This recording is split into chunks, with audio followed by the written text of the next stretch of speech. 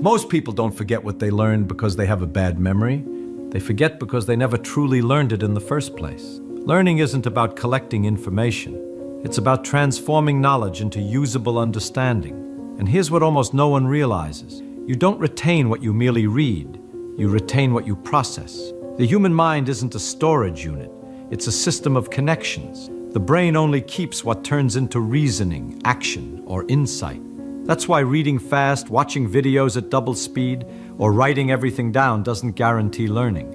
The secret lies in what comes after.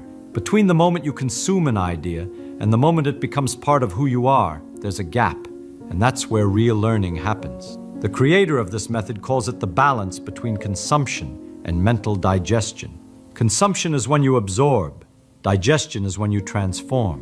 One without the other is a waste of time. Most people live stuck in consumption, addicted to collecting content, but never creating an internal structure to retain it. The mind needs pauses. It needs synthesis. It needs application. Whatever you don't translate into action, your brain throws away as irrelevant. So the real question is, are you actually learning or just accumulating? The method you're about to discover, PACER, was designed precisely to solve this problem, to turn reading and studying into lasting retention, mental clarity, and real mastery. PACER is a mental map that transforms any information into permanent knowledge. It divides what you learn into 5 types of content, and each type requires a specific kind of processing. It's like having 5 doors in your mind, and each one opens with a different key. The first letter, P, stands for procedural, practical knowledge, the how to do it. It's learning that requires action, not reading. If you want to learn something skill-based, writing better, playing an instrument, speaking in public, the mind only records it when the body executes it. The command is simple. Learn by doing. Repeat, practice, make mistakes, adjust. The brain only marks something as important when there's movement and effort. The second letter, A, stands for analogous, knowledge through analogy. Here lies one of the most powerful mental tricks that exist. Every abstract idea needs a concrete image to last. The mind doesn't remember scattered phrases, it remembers vivid comparisons. So whenever you learn something new, create an analogy. Ask yourself, what does this resemble? Or, what image represents this in my mind? When you build your own analogies, you force the brain to connect the new with the familiar, and that connection is where learning becomes permanent. The third letter, C, stands for conceptual, the concepts, principles, and relationships between ideas. This is the kind of knowledge that defines the depth of your understanding. Memorizing is easy. Comprehension is rare. To master concepts, reading isn't enough. You have to map them. Build mental networks between ideas. Visualize content as a map, not a list. When the brain understands how the parts connect, it never forgets the whole. The fourth letter, E, stands for evidence, the proof behind an idea. Numbers, examples, experiments, data, facts. This type of information requires organization and review. The most common mistake is underestimating the power of revisiting. The brain forgets by default. It's not designed to store everything. That's why you must teach it what to keep. The process is simple. Store your notes in an accessible way. Use digital notebooks, flashcards, Notion, any tool, and return to them periodically. Spaced repetition is like oxygen for memory. Reviewing tells the brain, this matters, keep it. The fifth letter is R, for reference, quick access knowledge. These are the details you don't need to keep constantly in your head, but must have within reach. Dates, names, formulas, quotes. The mind works best when you don't overload your internal storage. The secret is to externalize. Build systems to find, not to memorize. Use flashcards, smart notes, or short index cards with spaced review. The goal isn't to know everything.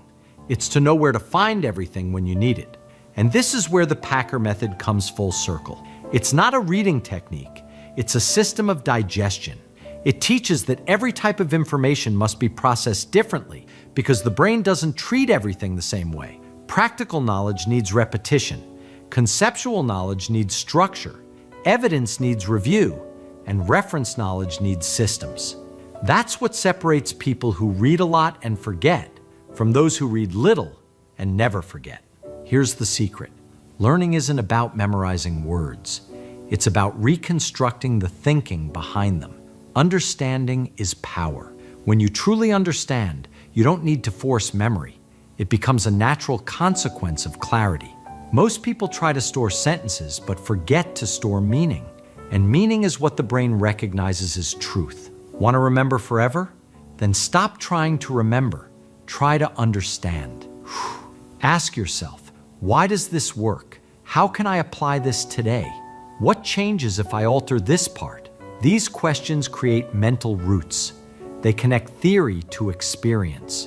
And that bridge is what makes the brain record information deeply. The mind doesn't learn through mechanical repetition.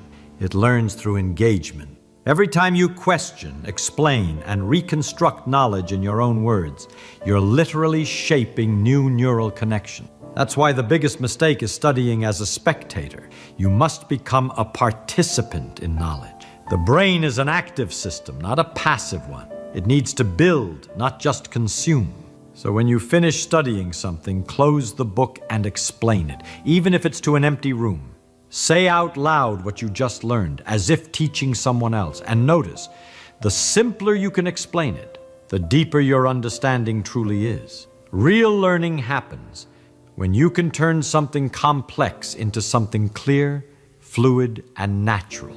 That's mastery. The mind doesn't want to be full. It wants to be clear. Now think about this. What if learning were an experiment?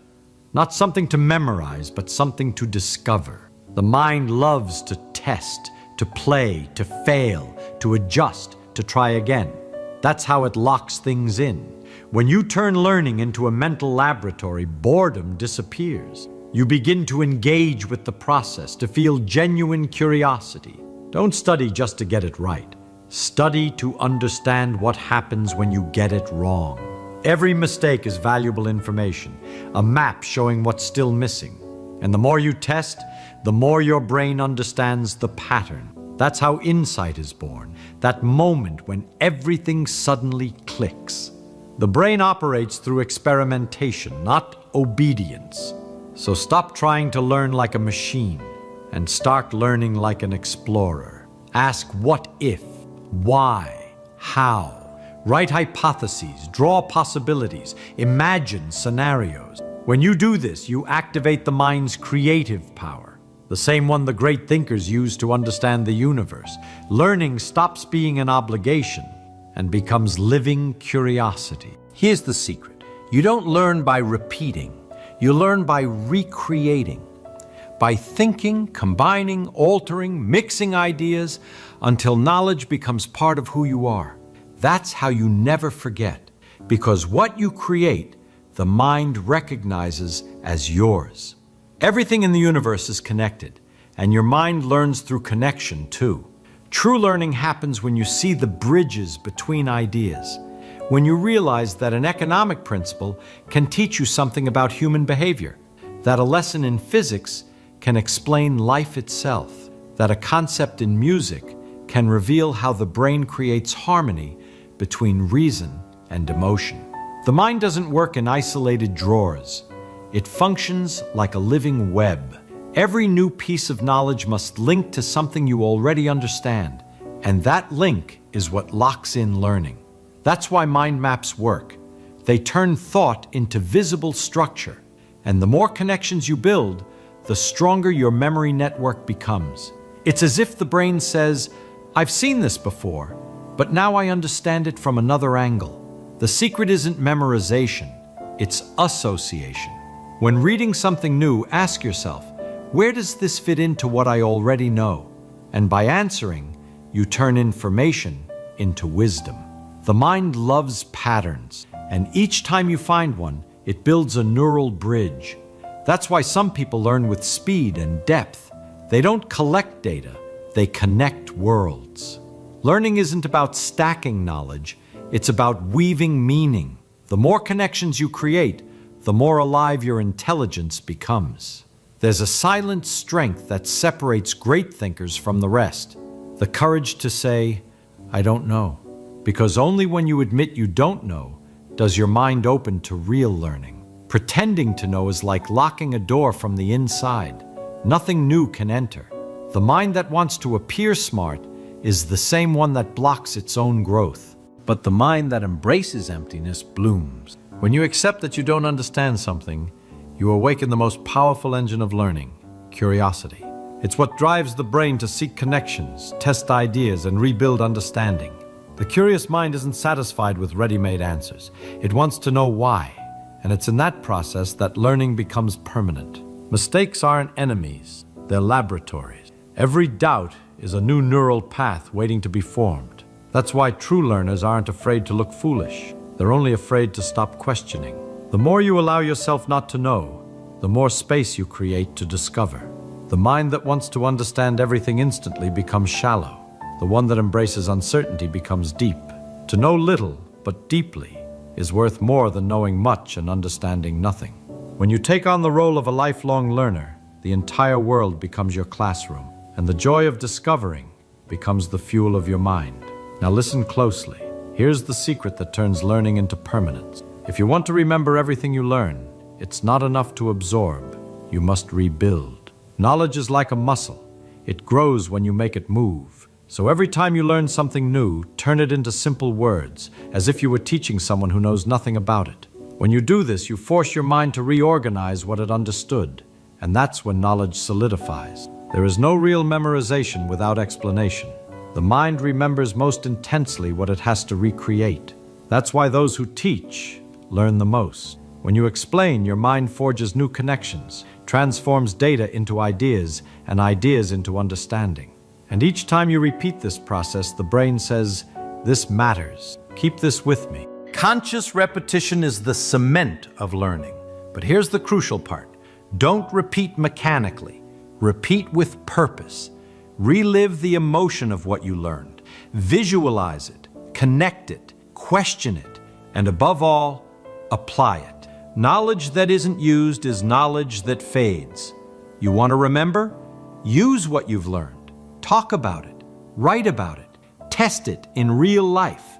The mind understands this. What you use, it keeps. What you ignore, it erases. Forgetting isn't failure, it's filtering.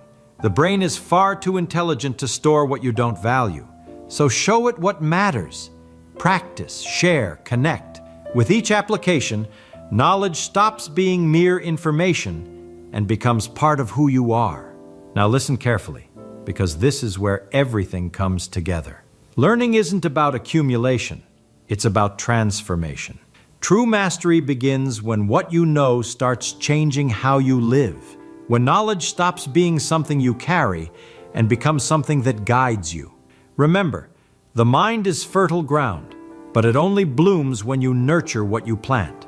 Every idea you understand, every concept you apply, every repetition you do with intention is a seed being watered by awareness. And the result doesn't come by magic, it comes by consistency. The difference between those who forget and those who master is one simple decision: to keep practicing, even when it feels like you already know. Because real learning isn't linear, it's spiral. You return to the same point, but at a deeper level. So the next time you learn something, don't ask, "How can I memorize this?" Ask, "How can I live this?" Because what you live, you never forget. When knowledge becomes action, the brain recognizes it as part of your being. And that's how you remember everything. Not by force, but by identity. You become what you understand, and you understand what you practice. And if you ever doubt yourself, return to the essentials. Simplify, explain, question, apply. That's the cycle. That's the secret to remembering everything you read forever. If this video awakens something inside you, then now is the time to act. Write this in the comments. Today, I reprogram my mind to never forget what I learned. Write it as a command, as a mental affirmation. Because when you write, the brain recognizes it as a decision and begins to work in your favor. Leave your like right now, because that's how you tell YouTube you want more content that expands your awareness. And if you're not yet subscribed, subscribe now. Here, every video is another step in your awakening. Here, you'll learn to master your mind, remember everything you read, and turn knowledge into real power. Your new level of awareness begins now. About 1 in 9 people over the age of 65 will be diagnosed with some form of dementia, and that number jumps to nearly 1 in 3 after 85. And here's the shocking truth. It may seem like an inevitable fate, but it isn't. Research from leading neuroscience centers shows that people who keep their brains active can cut that risk by up to 50% in their likelihood of developing dementia. And now, listen carefully. When you stop learning, your brain begins a silent process of deterioration. Memory becomes fragile. Reasoning slows down. Creativity fades. You start to lose the very thing that makes you human, the ability to think freely, to question, to create. You probably know that our bodies need constant stimulation. When someone stops training their muscles, what happens? They shrink, they weaken, they become fragile. The brain is like an invisible muscle. When we stop reasoning, questioning, and learning, it begins to wither in silence. The connections that support memory, logic, and creativity start to break down. And this process gives no warning. One day you simply wake up and realize you're forgetting simple details.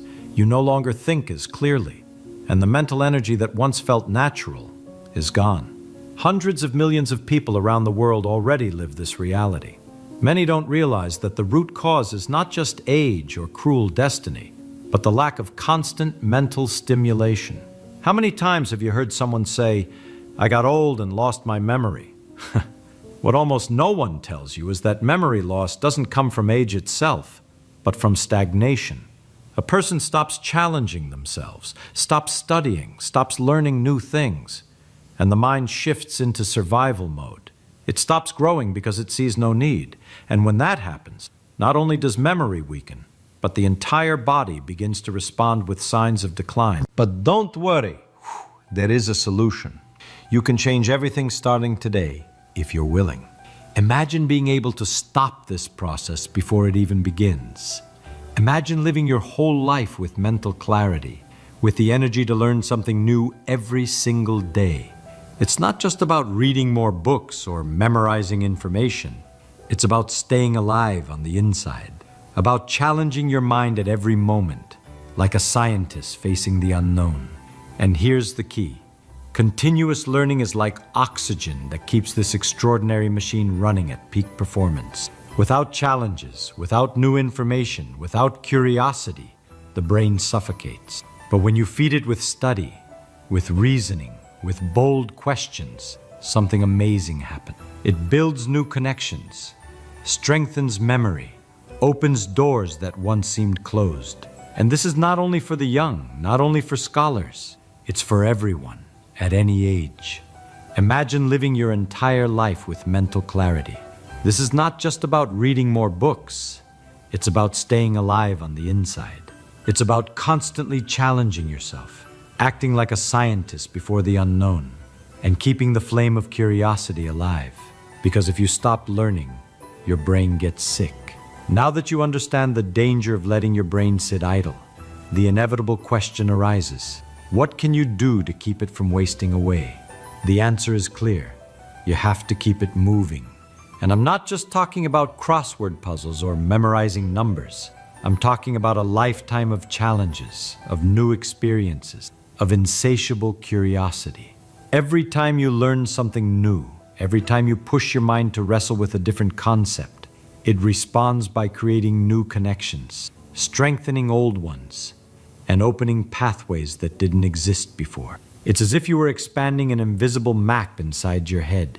Every new word, every idea, every calculation, every reflection is a brick added to that mental construction. And here's the secret.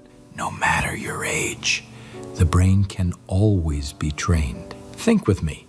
An older person who decides to learn a new language challenges their mind just like a young student would. They're not just memorizing words or phrases. They're expanding circuits, forcing the brain to build new connections, exercising memory, attention, and even creativity. Each word learned is like a weight lifted in the gym of the mind, and science has already shown this effort drastically reduces the chance of developing dementia. Now picture another scene. A man of the same age, but who decided to stop. He repeats the same routine every day, never reads anything new, never challenges himself to understand something different. His brain conserves energy, settles, begins to shut down connections that are no longer used. It's like a muscle that weakens until it has no strength left.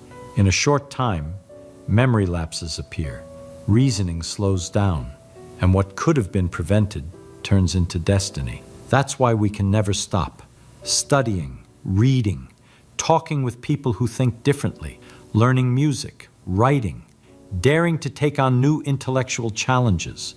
All of this works like a vaccine for the brain. It's the invisible shield against forgetting. Now pay close attention to me because I have a challenge for you. I want you to pick, in your head, one number between 0 and 10. Got it? Now pick another number, between 11 and 20. Hold those two numbers firmly in your mind. Now, without paper, without a calculator, only with the power of your reasoning, multiply them together. Take a deep breath, think slowly, do the math in your head. It may seem simple, but this small exercise is already activating connections you often leave dormant. If you went with 8 and 19, may the universe help you. I sure won't. And here's the most important part. Write the result of that multiplication in the comments. Leave it there. That will show not only that you listened, but that you acted, that you're not just a spectator, but an active participant in strengthening your own mind. The more you exercise your mind, the more protected you become. And here's the point I want you to remember. It's not about age, it's about attitude. The brain of an older person who keeps learning stays younger than that of a younger adult who stopped challenging themselves. Whoever keeps curiosity alive, whoever never stops seeking knowledge, not only protects memory, but also gains vitality for an entire lifetime. Now listen carefully. You need a practical guide that will keep you disciplined even when motivation disappears. Because the truth is simple. Motivation is like the wind, it comes and goes. What sustains you is habit, routine, the conscious choice not to stop. Pay close attention now because I'm going to give you powerful techniques to train your mind every single day. First, choose something you enjoy, but that also demands effort. It could be learning a language, playing guitar, solving chess problems, writing stories, painting, or even studying mathematics. The secret is to unite pleasure and challenge. What entertains you keeps you consistent. What challenges you expands your mind. And once you've learned, start teaching. Yes, teaching. Because teaching is the key that accelerates learning, deepens understanding, and turns information into wisdom. When you explain something to another person, your brain has to organize ideas, simplify complex concepts, and find examples that make sense. This process not only locks memory in place, but multiplies the strength of neural connections. It's as if by teaching, you etched knowledge into a deeper layer of your mind. And here's the most amazing part. You don't need a classroom for this. You can teach your grandchildren, nieces, nephews, friends, anyone. You can even teach yourself. Yes, talk out loud in the car, in the bathroom, in front of the mirror. Imagine you're explaining to an invisible audience. Every time you put yourself in this role, your mind grows stronger. Science has already shown that the brain learns in stages. First, when you receive information, then when you practice. But the peak comes when you teach. That's when your mind realizes what it truly knows and what it still needs to learn. Now imagine the impact this could have on your life. You read a book and then explain it to someone. You learn a new word in another language and teach it to your grandchild. You study a complex idea and then summarize it out loud, as if you were giving a lecture. This habit turns knowledge into mastery. And here's the final key. Don't wait to become an expert to start teaching. Teach from the very beginning, even if it's only a little. Because every explanation is training. Every attempt to translate a concept is a victory of the brain over stagnation. A master is not someone who knows everything, but someone who never stops learning and sharing. Second technique. Set small, consistent goals. Don't try to learn 100 words at once. Learn 5 words a day, but do it every day. The mind responds better to consistency than to bursts of effort. The brain loves rhythm. Train active memory. It's not enough to read or listen, you need to recall. Close the book and try to repeat what you read. Pause the video and explain to yourself what you just heard. It's in this effort to remember that memory strengthens. Create a fixed ritual. Just like you brush your teeth without thinking, make mental training a non-negotiable habit. It can be 20 minutes in the morning or half an hour before bed. What matters is that it's sacred, a promise you make to yourself. Third technique, eliminate distractions, turn off notifications, create a quiet space. Your brain cannot grow if it's constantly being pulled away. Focus is the bridge between you and knowledge. Fourth technique, mix pleasure with discipline. Read about topics you love, but once in a while choose something difficult. Learning only what you like won't expand the mind. Facing what makes you uncomfortable is what creates new connections. Fifth technique, reward yourself. Every time you reach your goal, celebrate. A coffee, a walk, a break. The brain responds to reward and associates effort with pleasure. Imagine this. If you dedicate just 20 minutes a day to this process, in 1 year, you'll have invested more than 120 hours in training your mind. And that could be the difference between a brain that fades and a brain that keeps shining until the very last day of your life. Discipline is the key. Don't wait for motivation. Expect results. Every day you keep the habit alive, you are building an invisible fortress that protects your memory, your identity, and your freedom. So starting today, make it a ritual. Learn, explain, teach, even if it's just to yourself, because teaching is learning twice, and that's the path to keeping your mind alive, strong, and luminous until the final second of your life. Like this video and subscribe to the channel if you want to keep your brain young and sharp, because here I'll show you how to never let your mind stop. Leave a comment telling me what you thought about this reflection. What struck you the most? What are you going to start applying from today on? Remember, every comment is one more step in this mental training. Because learning alone is powerful, but learning in community, sharing ideas, is even more transformative. So comment, like, subscribe, turn on the bell, and never let your brain stop. Pay close attention to me right now, because I'm about to reveal something you probably never stopped to think about. Your own brain is a liar. Yes, the most sophisticated machine in the universe, the one that carries all your knowledge and memories, has a dangerous trick. It makes you believe you've learned something, when in reality, you haven't learned anything at all. But relax. Don't go picking a fight with your husband or wife just because their brain is a liar too. That's a factory defect, not bad intentions. If it weren't, nobody would survive a family dinner. But now, let's get serious. Most of the time, you don't actually forget what you learned. The truth is, you never really understood it. It was your brain trying to trick you into giving up and going off to do something easier. And this is exactly where the secret lies. The brain prefers to save energy and stick to simpler things. So when you take a complex subject and simplify it, you're speaking the language it understands. It's like turning a scary monster into a child's toy. Suddenly, what seemed impossible becomes interesting, even fun, and accessible. The brain gets curious. It stops running away. Think about this. If you try to memorize the formula for gravity, you'll get lost in symbols. But if you translate it into something simple, gravity is the way the universe keeps things from flying off. Your mind opens up. Complexity becomes clarity. The brain would rather have you put in as little effort as possible, make you think you've understood, and then push you to spend energy on immediate survival tasks. The problem is, in the modern world, this trap is deadly for anyone who truly wants to learn. Imagine this. You read a chapter in a book, close it, and think, okay, I got it. But the truth is you didn't. You just recognized the words. And the brain loves this trick. It confuses familiarity with understanding. It's like looking at an old photo. You recognize the image, but that doesn't mean you know the story behind it. Recognition is not knowledge. That's the first point I want you to take away. Don't trust that comfortable feeling of, I already understand. Whew. It's an illusion. Now think about this. If the brain loves the easy path, why try to learn in the hardest possible way?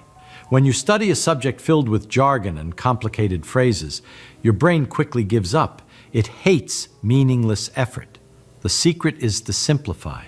To turn the complicated into simple, the obscure into clear, the heavy into light. When you simplify, you're not dumbing it down. You're making it accessible to your own thinking. It's like translating a foreign language into your native tongue. Suddenly, everything makes sense. But here's the problem. Schools and universities teach us the exact opposite. They throw formulas, dates, and ready-made definitions at us, expecting us to memorize and repeat. And memorization is the biggest mistake of all. The brain doesn't like memorizing. It likes understanding. When you try to just memorize, what happens? You forget. It's inevitable. The information walks in through the door, but it never finds a place to stay. You memorize it for the test, but after a few days, poof, it's gone. And this is where one of the greatest secrets comes in. If you want to truly learn, you need to teach. Teach even when you don't know it perfectly. Teach by talking to yourself, in the shower, in the car, in front of the mirror. Teach to a child, to a friend, even to someone imaginary. When you try to explain, the brain immediately notices the gaps, notices what's missing, and starts working to fill those holes. It's in this effort of turning the complex into the simple that real learning happens. The brain only learns when it's forced to organize, to connect, to transform. If you only read and repeat, it keeps lying to you, pretending you know. But when you explain, even imperfectly, you force your mind to build a solid structure. It's like laying the foundation of a house. Without it, everything collapses. Now imagine this. You spend hours reading, highlighting, repeating, and when it comes time to actually use what you studied, nothing. Empty. The mind feels like a drawer stuffed with loose papers. And do you know why? Because you're studying the wrong way. The brain doesn't learn from colorful highlights or the false sense that reviewing silently is enough. It learns when it is forced to build, to organize, to transform. And here lies the key to turning any subject into true knowledge. You must be able to explain it as if you were talking to a child. If you can't, it means you haven't understood it yet. And this is the moment when most people realize the big illusion. The mind loves to pretend it knows. It's satisfied with memorized phrases, but it can't recreate the reasoning behind them. The brain likes what's simple. It was built to look for shortcuts. But here's the secret. When you simplify something yourself, you're not just making it easier, you're forcing your mind to organize chaos, to translate confusion into clarity. That's real learning. Want an example? Think about quantum physics. Many people give up the moment they hear the name because they imagine endless formulas and impossible equations. But what if I put it this way? Quantum physics studies the hidden rules that govern the invisible world of particles, which behave in strange, almost magical ways, but still follow their own laws. Suddenly, what seemed unreachable becomes an invitation to curiosity. Or take Einstein's relativity. It sounds impossible, but it's simple. Time is not the same for everyone. Whoever moves faster feels time passing more slowly. It's like being on a bus. To you sitting inside, the clock seems to tick normally, but to someone watching the bus go by, it looks different. That's all relativity is. Time and space change depending on speed. Now think about derivatives in math. Many people freeze when they see the symbols, but simplify it. A derivative is just asking, what's the speed right now? If a car is going 50 miles per hour, the derivative is telling you exactly that, the rate of change at that moment. And DNA? It sounds intimidating, like something only a mad scientist would understand. But in reality, it's just a recipe book inside your body. The letters are the ingredients, and each recipe produces a protein. And proteins are what build everything in you: skin, hair, muscles. Another example, the second law of thermodynamics. Complicated name, but it's really this simple. Everything tends to get messy on its own. A clean room will never magically get cleaner by itself. It always moves toward disorder. To bring order, you have to spend energy. Even complex numbers, which sound scary, are simple. They're just a way of dealing with problems that didn't have answers before, like the square root of a negative number. It's like inventing a new tool in math to solve problems nobody could solve before. Do you see it? What once seemed impossible becomes obvious once you simplify. The brain stops running away because now it understands the logic. The secret isn't memorizing. It's translating the strange into something you already know. And when you simplify and start using the technique of explaining out loud, something magical happens inside your brain. It's like it gets exposed. While you're reading silently, it can pretend it understands. But when you try to put it into words out loud, the lie shows up immediately. You forget. And that's wonderful, because now you know exactly where the gaps in your knowledge are. Picture this. You're in the car trying to explain to a friend how gravity works. If all you've memorized is the phrase, gravity is the force that pulls bodies toward the center of the earth, you'll stop there. But when you start to explain it out loud, you realize you don't know why it acts that way, or how it works on other planets. That discomfort is the sign your mind needs to really get to work. Do this all the time. Do it alone. Explain as if you were teaching it to children. And then you might ask me, but what if people call me crazy? Let me tell you something. If someone catches you talking to yourself in the shower about Einstein's theory of relativity, yeah, they might think it's odd. But you know what's even stranger? Studying for 10 years of your life and forgetting it all in 2 weeks. That's the real madness. If they call you crazy, thank them. Say, thank you, I'm practicing the same method that won Richard Feynman a Nobel Prize. And you, still repeating things like a parrot? And flash that victorious smile. Think about it. Which would you rather be? The crazy one who really learns? Or the normal one who memorizes today and forgets tomorrow? The person talking to themselves in the car about physics might look eccentric, but the person who never tries keeps falling for their brain's lies. And it doesn't matter if you explain it wrong, if you invent weird analogies, if your explanation sounds childish. That's the whole point. It's by trying to explain things simply, even in silly ways, that you discover whether you truly learned. If the explanation comes out clear, you've mastered it. If you get stuck, you go back, study again, simplify more, and try once more. That cycle is pure gold. Now think about how powerful this is. When you explain out loud, you're not just repeating, you're creating new connections in the brain. You're training your long-term memory, reinforcing neural pathways that won't fade away with time. It's the difference between writing something in the sand and carving it in stone. Now type this in the comments. I won't let my brain fool me. When you write it, it's the beginning of reprogramming your mind. You're declaring that you refuse to be tricked by a lazy brain. From this simple act, you start awakening a new version of yourself, more focused, more disciplined, more unstoppable. Make this your first step toward achieving the impossible. Pay close attention now, because this part is decisive. You can simplify a subject. You can explain it out loud, even to your dog, but without effort and discipline, all of it dissolves into thin air. Knowledge has to be watered every day, like a plant that only grows when it's cared for. The problem is that the brain hates continuous effort. It loves immediate reward. That's why you can spend hours on social media but complain about 5 minutes of studying. But true knowledge doesn't come from ease. It's born out of discomfort. Think of a muscle. You don't get strong by lifting a weight once. You get strong by repeating, by feeling the pain, by pushing through the resistance. The brain works the same way. Every time you review, explain again, simplify again, you're lifting mental weights. It's tiring, but that's how the mind becomes sharp. Now imagine this. You simplify Einstein's theory of relativity. You explain it out loud. You spot the gaps. What should you do next? Go back. Read again. Think again. Speak again. That again is what shapes memory. Here's where effort comes in. It's not enough to understand once. You need to consolidate. And here's the uncomfortable truth. If you don't have discipline, you'll never have consistency. And without consistency, there is no lasting learning.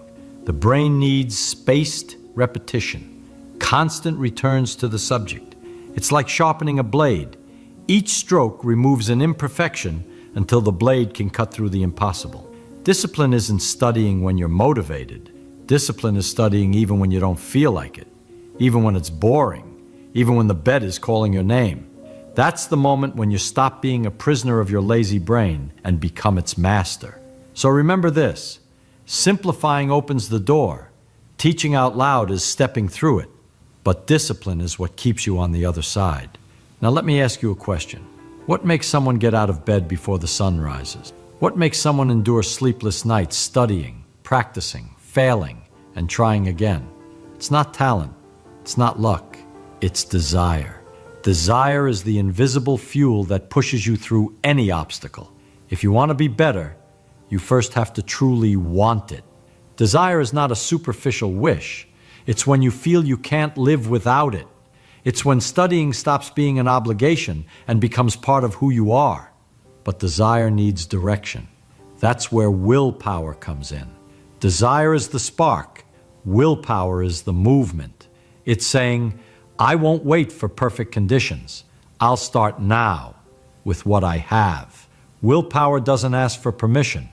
It acts, even when you don't know the whole path. And above all, you need a purpose. Purpose is the compass. Without it, you run in circles. With it, even the heaviest effort gains meaning. Those who have purpose don't study just to pass a test. They study to transform themselves, to leave a mark, to serve something greater. Imagine this. Two people are carrying stones. One complains, says it's heavy, says it doesn't make sense. The other smiles because they know they're building a cathedral. The stone is the same, the effort is the same, but purpose changes everything. Do you want to become better? Then feed your desire every single day. Turn that desire into willpower, into practical action, and guide that willpower with a purpose so great that even the hardest days become part of your victory. Because in the end, knowledge isn't just about piling up information. It's about becoming someone capable of achieving the impossible.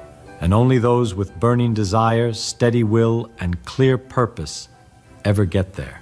Now, to make a commitment to yourself, write this in the comments. From today on, I will study, simplify, and teach. That will be your public commitment to true learning. And if this video made sense to you, don't forget to like the video, subscribe to the channel, and hit the notification bell so you don't miss what's coming next.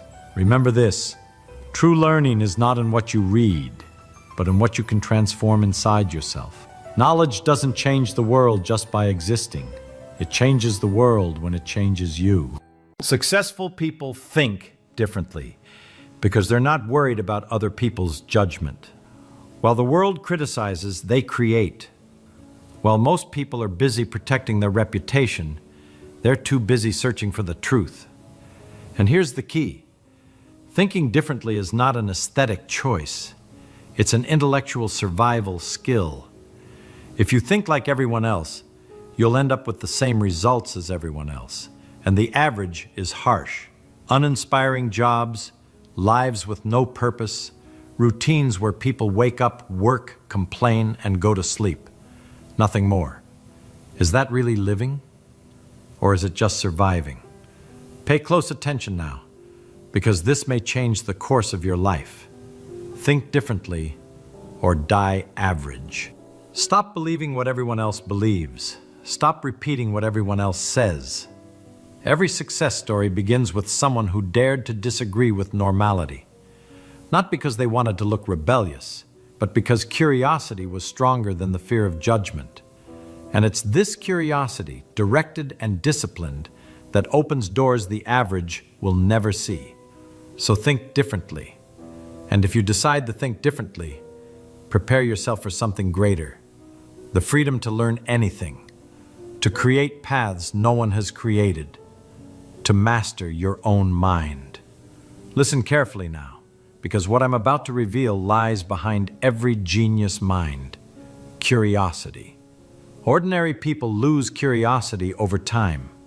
They accept ready-made answers, stop asking questions, stop investigating. They think they already know enough. And that's the moment mediocrity sets in. Now look at the people who truly stood out.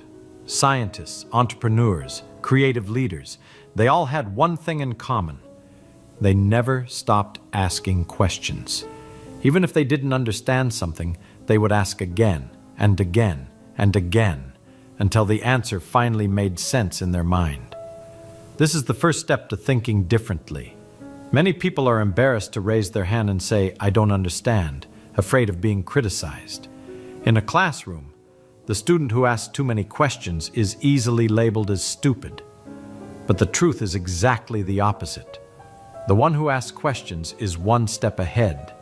The one who questions shows the courage to learn. That's why, if you want to start thinking differently, begin with the simple act of admitting your doubt.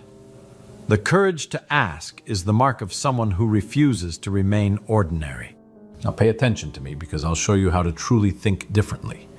Thinking differently is a daily exercise in intellectual freedom. The first step is to do what you love. When you work or study something that sparks passion, your energy multiplies. Normal is waking up tired because you spend energy on activities that don't inspire you. Different is waking up hungry for life because you're investing your time in what makes sense. Ask yourself, if nobody judged me, what would I choose to learn, to create, or to build? That answer points to your true path. Second, protect your mental independence. That means not letting other people's opinions become the filter for what you think or do. Most people fear being criticized, fear being called strange. But remember, everyone who changed the world was ridiculed before they were applauded. Thinking differently always bothers people because it exposes the mediocrity of those who follow the herd. Third, feed your curiosity without fear. Ask, test, explore. That's the fuel of innovation. Don't accept anything just because everyone does it this way. Ask yourself, is there another way? The simple act of questioning already puts you on another level. Fourth, simplify your life to free up energy for the essential. Those who think like everyone else get lost in excess. Those who think differently focus on what matters. If you're exhausted, it's hard to have the clarity to think in a new way. Energy is born from being aligned with purpose, eliminating the unnecessary, and putting strength into what truly moves your life. Pay close attention now, because what I'm about to tell you is one of the mind's biggest prisons, the fear of being different. Most people don't live their own ideas. They live other people's ideas. They're shaped by the opinions of family, friends, society, the media. They spend life trying to please, to fit in, to be accepted. But those who think differently understand something simple. If you always seek approval, you'll never have clarity. To think differently, you must learn to shield your mind against the pressure of the majority. And that starts with a daily exercise. Every time you feel tempted to do something just because everyone does it, stop and ask, does this really make sense to me? Does it bring me closer to what I want? Or does it just make me like everyone else? That simple question is enough to expose the automatic choices that keep you stuck in the average. Remember, life is too short to live dependent on other people's approval. Another point, choose carefully the voices you listen to. I'm not saying ignore everything and everyone, but be discerning. Ask yourself, does this person have results I admire? Do they live what they preach? Or do they just repeat what they've heard? If not, why give their opinion so much weight? Learn to separate constructive criticism from noise. And here's a powerful detail. The courage to stand by your own vision earns respect, even from those who disagree. At first, you may be criticized. You may even be ridiculed. But over time, when results appear, the same people who laughed at you go quiet. Nothing is more convincing than the evidence of a life lived with purpose and authenticity. Thinking differently is swimming against the current. It's bearing the pressure of judgment without giving in. It's choosing the clarity of your conscience over the empty applause of the crowd. And when you train yourself in this, you realize that freedom isn't being accepted. It's living true to what you believe, even if no one claps. Thinking differently isn't an inborn talent. It's a trained habit. You're not born outside the box. You build the box and then learn to break it every day. That takes discipline, and discipline is born from rituals. If you want to stand out, you need to turn curiosity and mental independence into concrete actions that shape how you think. The first ritual is the daily question. Pick any situation in your life and ask, why is this done this way? Don't accept the first answer. Go deeper. Who said it has to be like this? Is there a better, simpler, faster way to do it? When repeated every day, this exercise trains your mind not to settle for ready-made answers. The second ritual is explaining out loud. When you learn something new, don't keep it to yourself. Explain it. Even if it's to the mirror, when you speak, your mind organizes, your ideas align, and the gaps show up. That's the moment you discover if you truly understood. This simple habit will accelerate your ability to learn 10 times more than someone who only reads and repeats. The third ritual is creative review. At the end of the day, take one idea or important concept you learned and recreate it in your own words. Use a metaphor, a story, an example from your life. This act of recreation makes the idea stop being external and become part of you. It's in this act that different thinking begins to flourish. And finally, the ritual of conscious observation. Set aside a few minutes to observe something ordinary and ask yourself, what is no one else seeing here? It could be an object, a situation, even a conversation. This practice trains your eyes to see beyond the obvious. That's how innovations are born, from someone who looked at the ordinary and saw the extraordinary. Those who practice these rituals don't just think differently, they begin to live on another level of perception. And that difference builds up day after day until it becomes an advantage impossible to ignore. But here's the truth. The path of those who think differently is never easy. They are misunderstood, judged, often humiliated. The crowd cannot stand those who break the pattern because independent thinking exposes the mediocrity of those who prefer to follow the herd. It's easier to call someone crazy than to admit they might have seen something you didn't. But listen, every great person you admire went through this. Galileo was condemned for seeing beyond what the church accepted. Bruce Lee was ridiculed for mixing styles and creating his own philosophy. All of them were seen as too different until the world had to bow to the evidence of what they built. And here's the secret few have the courage to accept.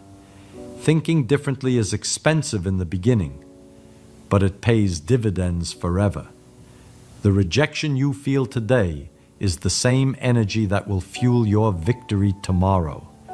This is the path of those who refuse to die average.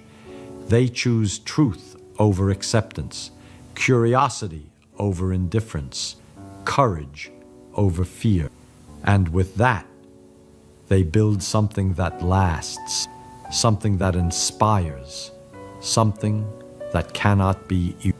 So I tell you, if you want to think differently, be prepared to be misunderstood, be ready to be criticized, but also be certain that in the end you will be remembered. Because no one remembers the crowd that merely repeated. History remembers the names of those who dared to be unique. Think differently, protect your flame, and never bow to mediocrity. Because in the end, you either have the courage to live as an exception, or you accept dying as just another in the average. Now it's on you. I want you to prove to yourself that you've chosen to think differently. Write in the comments, I will never accept dying being influenced. This phrase is more than words. It's a pact with your mind, a declaration that you will not bow to mediocrity. And if you enjoyed this lesson, leave your like. And don't forget to subscribe to the channel and hit the notification bell, because here you'll keep receiving ideas that will challenge your mind, expand your vision, and accelerate your learning. Remember, those who think like the majority live like the majority, but those who choose to think differently create. Time doesn't exist, at least not the way you think it does. Not as this universal clock ticking the same for everyone. That's an illusion. And once you understand why, you'll never look at your watch the same way again. Every clock on earth is lying to you. The one on your wall, the one on your wrist. And I don't mean they're broken or poorly calibrated. I mean something much more disturbing. There is no such thing as the correct time. Now, you might be thinking, wait a minute, that's ridiculous. We all agree what time it is. Noon is noon. Midnight is midnight. We synchronize our clocks and they all say the same thing. And yeah, sure, for everyday life, that works well enough. But here's the thing. It only works because we're all moving slowly. Very, very slowly compared to light. And we're all sitting in roughly the same gravitational field. The moment you change either of those conditions, your clock starts lying to you. Or more accurately, you realize it was never telling you the time. It was only telling you its time. Here's the secret. Time is personal. Time is local. Your clock measures your time. My clock measures my time. And these two times are not necessarily the same. So, let me explain what I mean by that. Because this isn't philosophy. This isn't some abstract idea you can argue about. This is measured. This is tested. This is real. Imagine you have two identical clocks. Perfect clocks. The best clocks anyone could ever build. You synchronize them perfectly. They tick together. They agree completely. Now you take one of those clocks and you put it on an airplane. You fly it around the world. And then you bring it back and compare it to the clock that stayed on the ground. They don't agree anymore. The clock that flew is behind. It's ticked fewer times. It's measured less time. And this isn't because the airplane vibrations messed it up, or because the pressure was different, or any mechanical explanation like that. No. Time itself passed more slowly for the moving clock. Now watch. This was actually done. In 1971, scientists put atomic clocks on airplanes, flew them around the world in both directions, and compared them to clocks on the ground. The results matched the predictions exactly. Time runs differently depending on how you're moving. But wait, there's more. It's not just motion that affects time, gravity does too.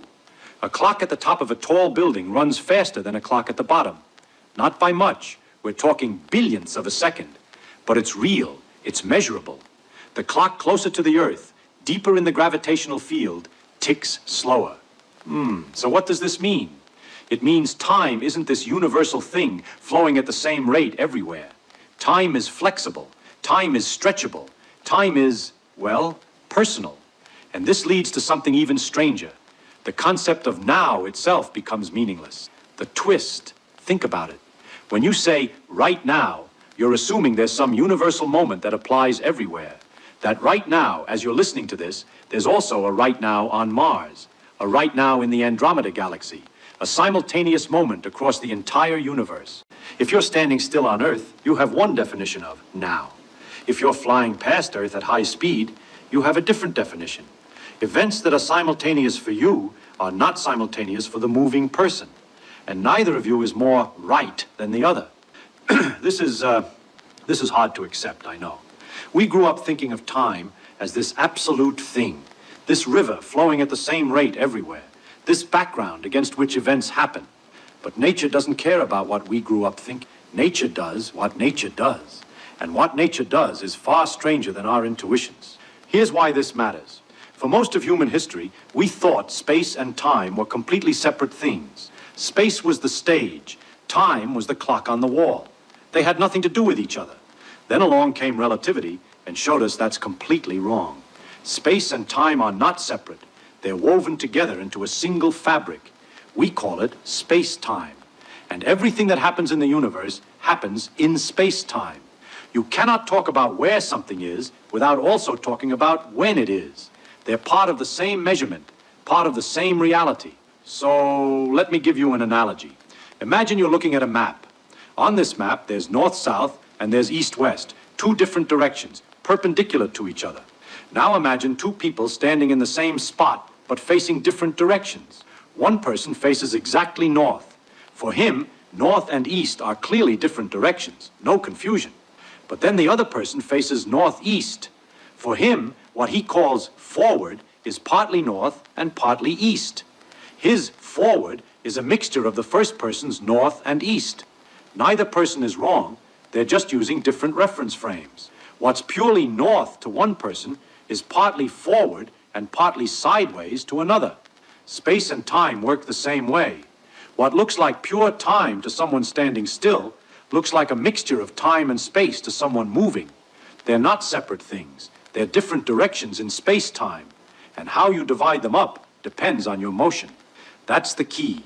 When you move through space, you're also affecting how you move through time. There's a trade-off. The faster you move through space, the slower you move through time. And this isn't a metaphor. This is literally what happens. Everything moves through space-time at the same total speed. Always. You can't avoid it. When you're sitting still, not moving through space at all of your motion through space-time is directed through time. Time flows at its maximum rate for you. But when you start moving through space, some of your space-time motion gets redirected. Less of it goes through time. So time slows down for you compared to someone who's standing still. Now you might ask, okay, but if time slows down when I move, why don't I notice it? And that's a great question. The answer is because everything slows down together. Your clock slows down. Your heartbeat slows down. Your thoughts slow down. Every process that could possibly measure time slows down by exactly the same amount. So from your perspective, everything feels normal. It's only when you compare your experience to someone else's, someone who is moving differently, that the difference shows up. Your clock and their clock no longer agree. Your time and their time have diverged. And here's the shock. This isn't a small effect at high speeds. If you could travel at 99% the speed of light, time would slow down by a factor of about 7. 1 year for you would be 7 years for people back on Earth. Get even closer to light speed, 99.9%, and the factor becomes about 22. You could take a trip for a few years, come back, and centuries could have passed on Earth. You could outlive everyone you know. You could see the far future, not by living longer, but by having time pass more slowly for you while the rest of the universe ages. This is real. This is how the universe works. Time is not what you thought it was. Well, nature doesn't think in terms of space and time separately. Nature thinks in terms of space-time. And once you start thinking that way too, everything starts to make sense.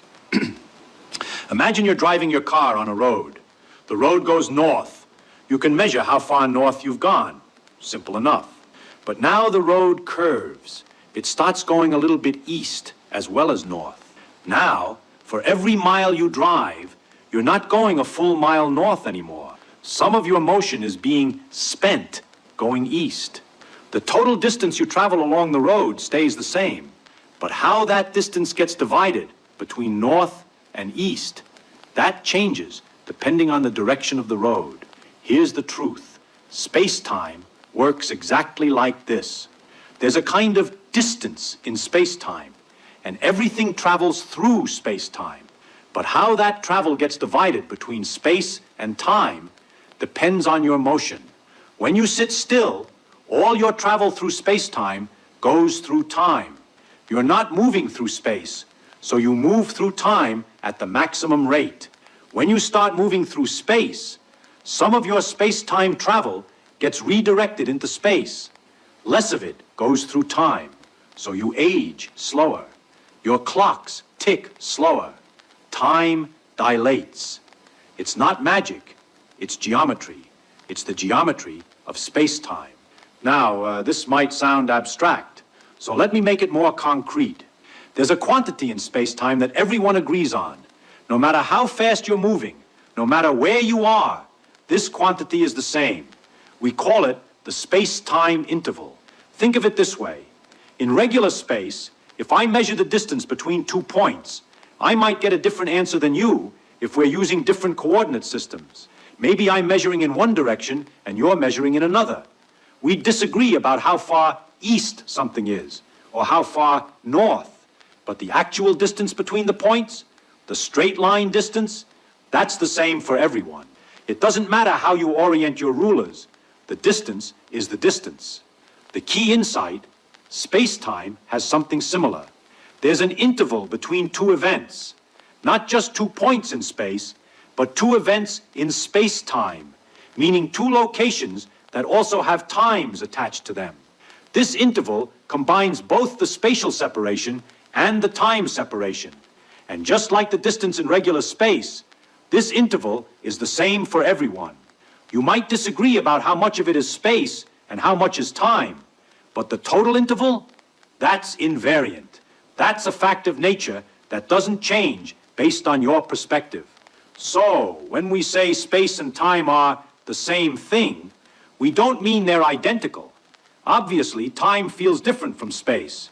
You can walk backwards in space, but you can't walk backwards in time. There are differences. What we mean is that they're connected. They're part of the same geometric structure. You can trade one for the other, depending on how you're moving. But the underlying structure, the space-time itself, that's absolute. That's real.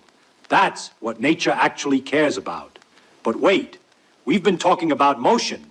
But what about gravity? How does gravity fit into all this? And this is where things get really interesting. See, for a long time, people thought of gravity as a force. You know, the Earth pulls on you, you pull on the Earth. There's this invisible rope connecting everything with mass. And for most purposes, that works fine. You can calculate orbits, predict falling objects, send rockets to the moon. But that picture is incomplete. It doesn't explain why gravity affects time. It doesn't explain why clocks at different heights run at different rates. Something deeper is going on. Here's what's really happening. Mass curves space-time. The Earth doesn't reach out and grab you with some invisible force. Instead, the Earth bends the space-time around it. And you, moving through that curved space-time, follow the natural path, which happens to curve toward the Earth. You feel this as falling. But really, you're just moving in a straight line through curved space-time. It's the space-time itself that's bent. And here's the beautiful part. Because space-time includes time, when space-time is curved, time is curved too. Near a massive object where space-time is more curved, time runs slower. Not because some force is acting on your clocks, but because the very fabric of time is stretched. Really think about that for a moment. Time isn't just affected by gravity. Time is part of what gravity bends. You know, people often think of curved space and have trouble visualizing it. What does it mean for space to be curved? Curved into what? But actually, that's the wrong question. Space doesn't have to be curved into anything. The curvature is intrinsic. It's a property of the space itself. Let me give you an example. Imagine you're an ant living on the surface of a balloon. You can only move on the surface. You can't go up or down. You can only crawl along the balloon's skin. For you, the balloon's surface is the entire universe. It's two-dimensional, but it's curved. If you walk in what feels like a straight line, you'll eventually come back to where you started. The surface wraps around. Now, we standing outside can see that the balloon is curved in three-dimensional space. But you, the ant, can figure out the surface is curved without ever leaving it. You can do experiments. You can measure angles of triangles. You can notice that the rules of flat geometry don't quite work. The surface itself has curvature, and you can detect it from the inside. Now watch this. Our space-time is the same way. It's curved. We don't need to ask, curved into what? Because the curvature is detectable from within space-time itself. We measure it by watching how clocks run at different rates, how light bends near massive objects, how objects accelerate toward each other without any force pushing them. This isn't philosophy. This is physics. This is measurable. And here's where time comes back in. The curvature of space-time near Earth is mostly curvature of time, not space. Space itself is barely curved at all near Earth. But time is significantly curved. That's why clocks at different heights tick at different rates. That's why falling objects accelerate. The time curvature is the dominant effect. So, when you drop a ball and watch it fall, what's really happening? The ball is moving through curved space-time. It's following the straightest possible path, what we call a geodesic, through that curved geometry. And because time runs slower closer to the Earth, that path curves downward. You think gravity is pulling the ball, but actually, the ball is just moving naturally through curved space-time. There's no force, just geometry. The twist here, this explains something that puzzled physicists for centuries. Why does gravity affect all objects the same way? A feather and a hammer in a vacuum fall at exactly the same rate. Why? If gravity were a force, you'd expect heavier things to feel a stronger pull. But they also have more inertia, more resistance to acceleration. These two effects exactly cancel. It seems like a coincidence, a very precise, very suspicious coincidence. But in the space-time picture, it's not a coincidence at all. Objects aren't being pulled. They're just moving through curved space-time. And the path through curved space-time doesn't depend on what the object is made of or how heavy it is. The geometry is the geometry. Everything follows the same curves. This is profound. Gravity isn't a force. Gravity is the shape of space-time. And time is part of that shape.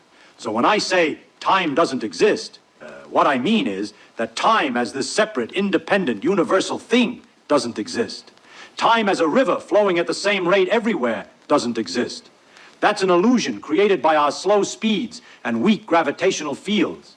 What exists is space-time, this unified four-dimensional fabric that can be curved, stretched, and warped by the presence of mass and energy. Time is woven into this fabric, inseparable from space, relative to motion, affected by gravity. Your clock doesn't measure the time. Your clock measures its own journey through space-time. Nothing more, nothing less. And that's the truth. But if time is so flexible, if it's different for different observers, what's actually real? Is anything real? Or is everything just perspective? And this is where it gets beautiful. Because yes, some things are real. Absolutely, unchangeably, observer independently real. They're just not what you expected.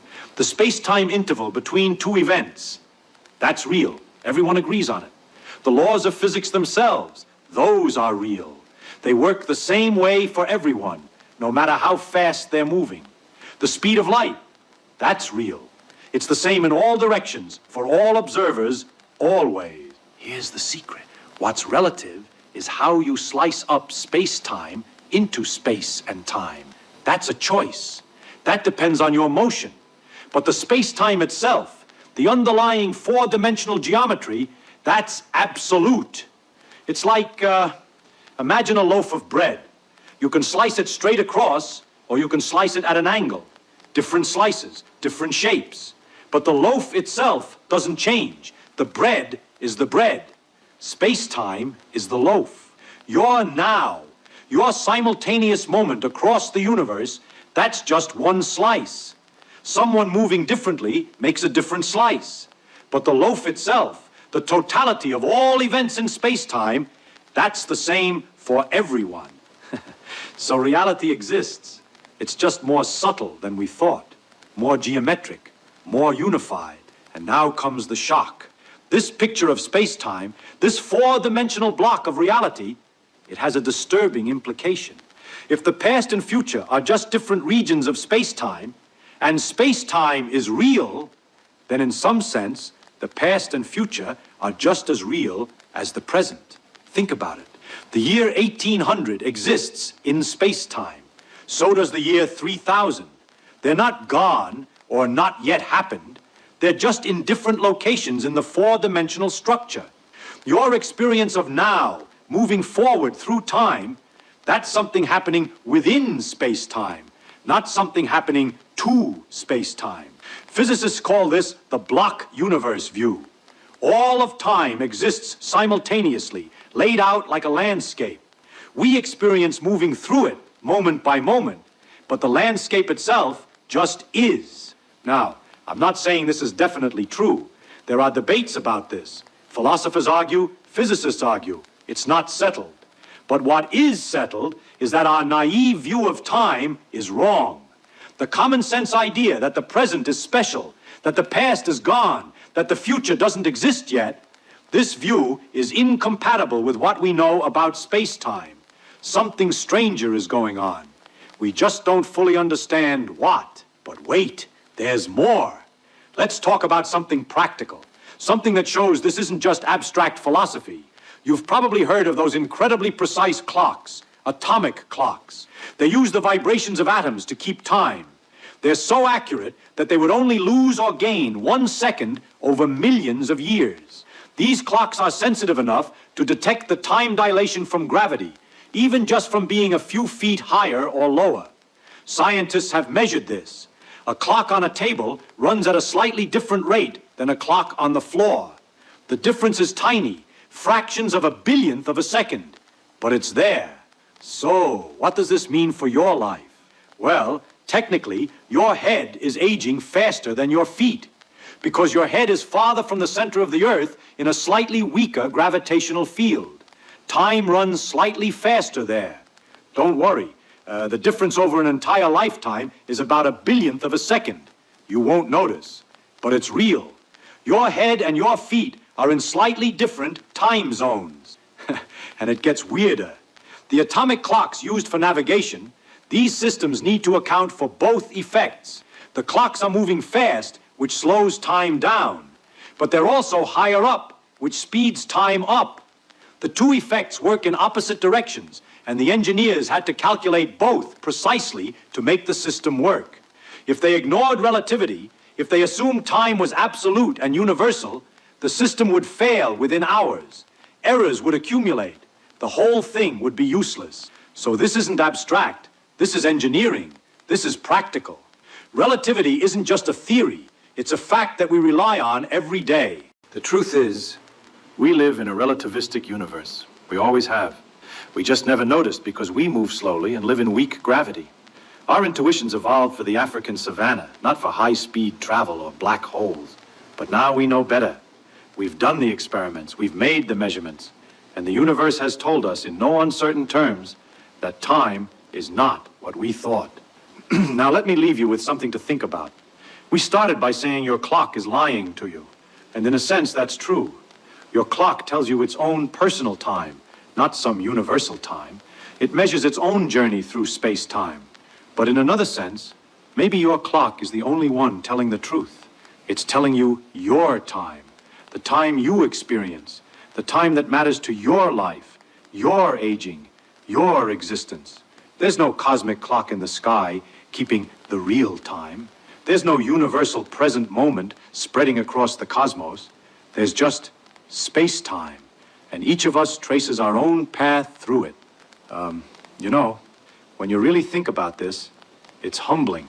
We walk around thinking we understand reality. We think time flows like a river, and space sits there empty and passive. We think our experience is how things actually are. But nature doesn't care about our expectations. Nature is deeper than we imagined, more connected, more geometric, more strange. And the beautiful part?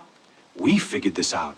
Humans, on this tiny planet, orbiting an ordinary star, in one galaxy among billions. We looked carefully at nature, did experiments, followed the logic, and discovered that space and time are woven together, that gravity bends space-time, that the universe is far more elegant and far weirder than anyone expected.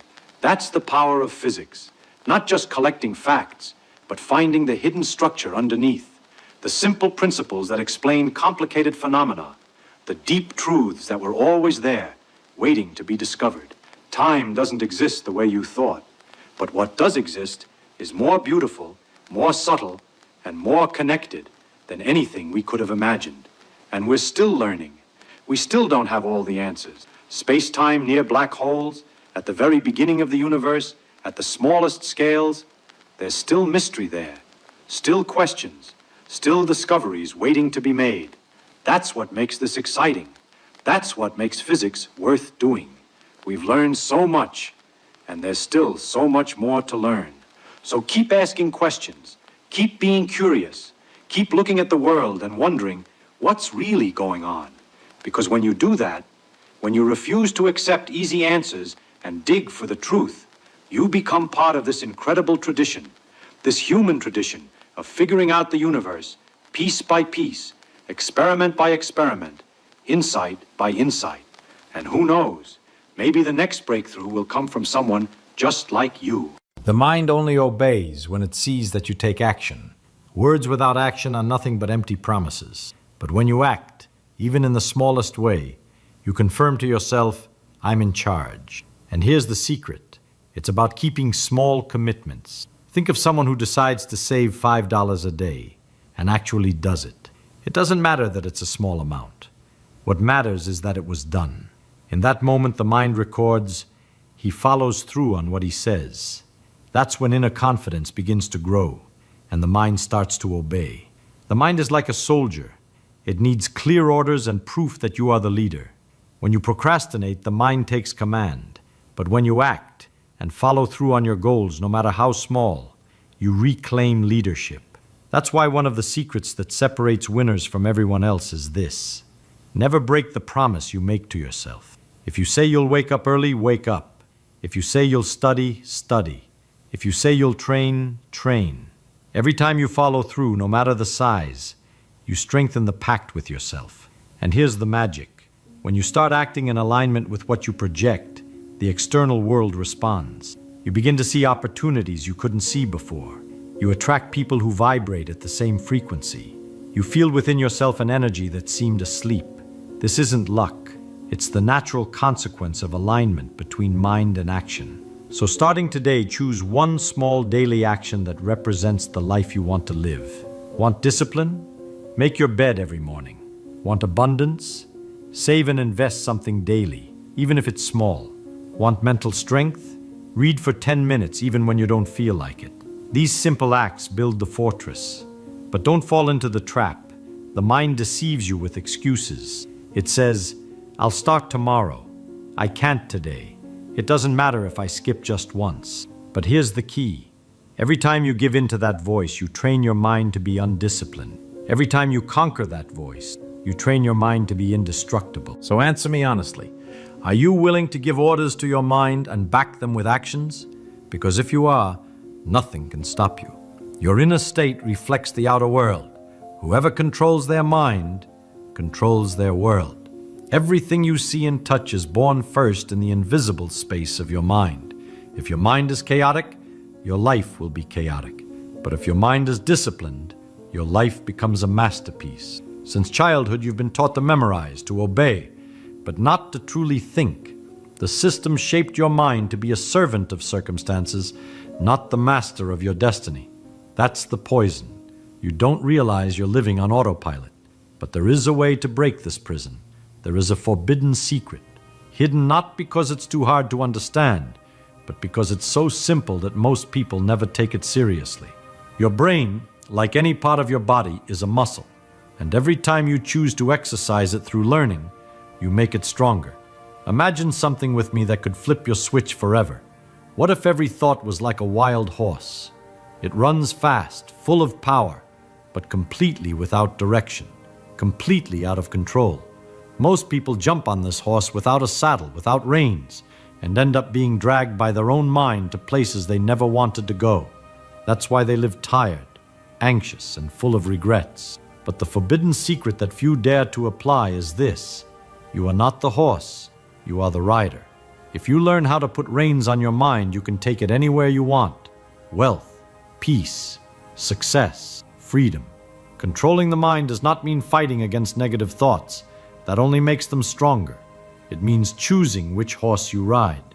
And here's the detail that separates ordinary people from extraordinary ones. Ordinary people feed any idea that shows up. Extraordinary people feed only the ones that push them forward. So from today on, start replacing negative thoughts. Instead of thinking this will go wrong, ask yourself, does this thought bring me closer to what I want or further away? If it pushes you away, leave it in the field. If it brings you closer, mount it and ride it to the end. This simple decision, repeated daily, is the difference between a life of mental slavery and a life of achievement. Feed your mind every day with words of power. Start right now by writing in the comments, I control my mind. Give your brain a direct command, a signal that from today you take the reins. The more you affirm, the more your mind believes. And the more it believes, the more your life changes.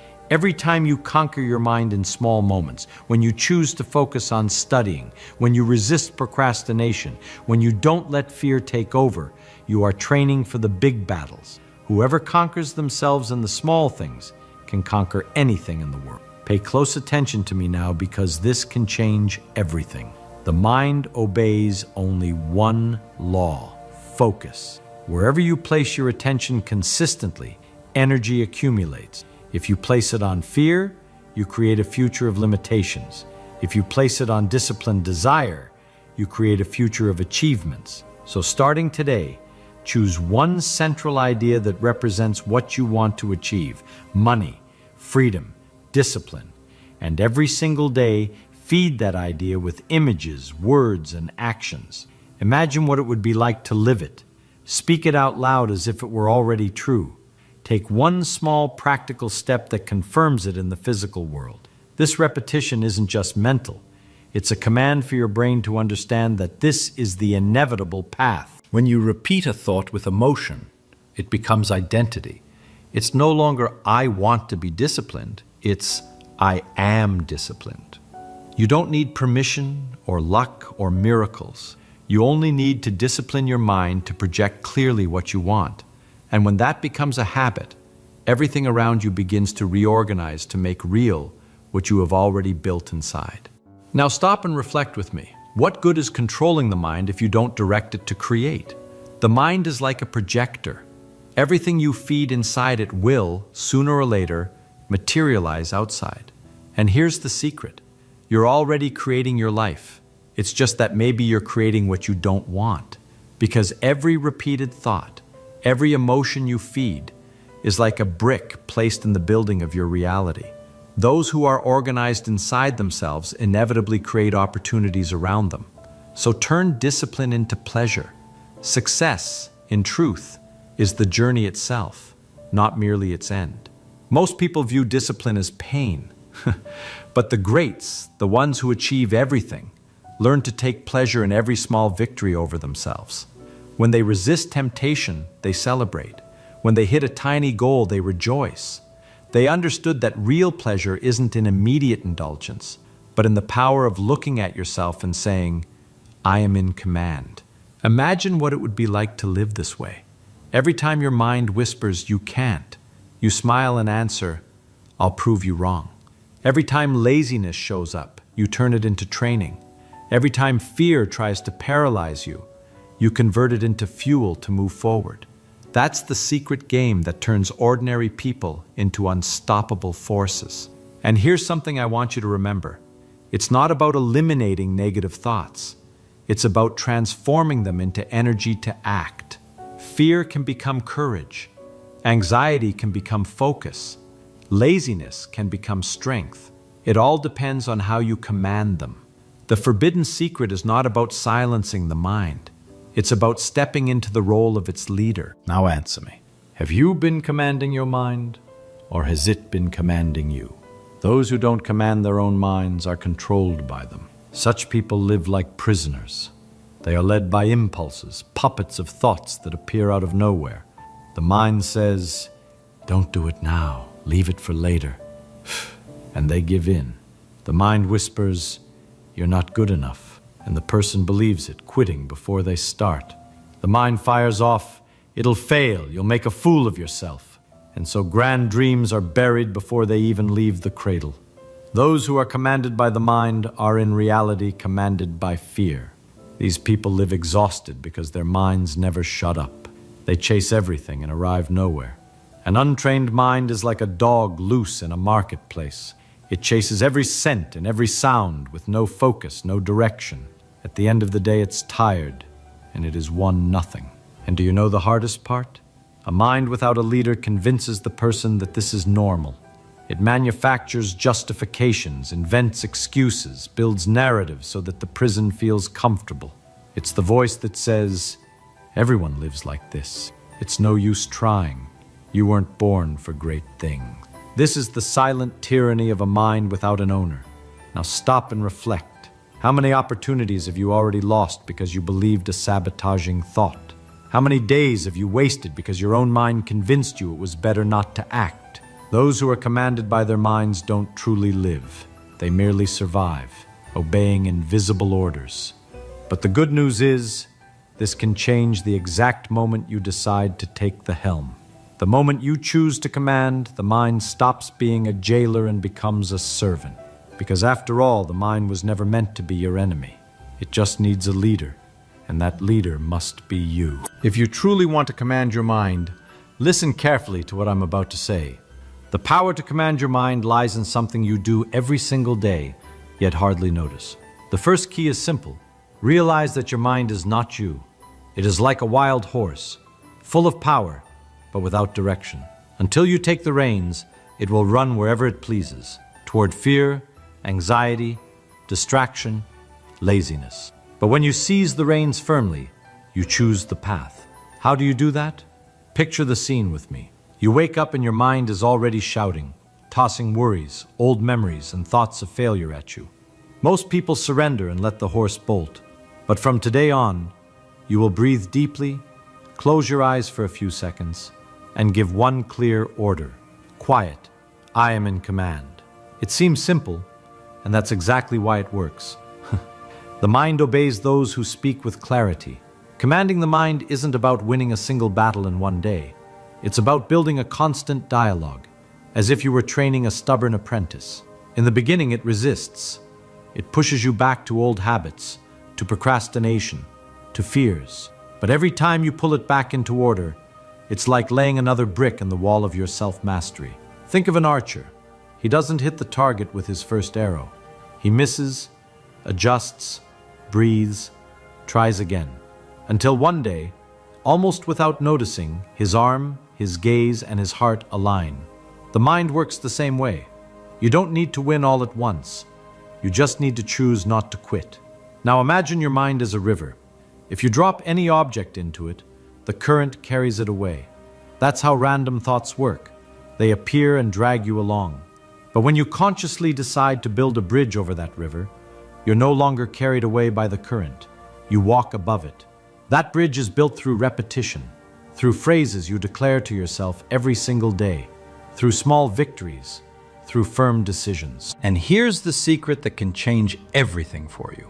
The mind does not respond to vague orders. If you say, I think I can, it hears doubt.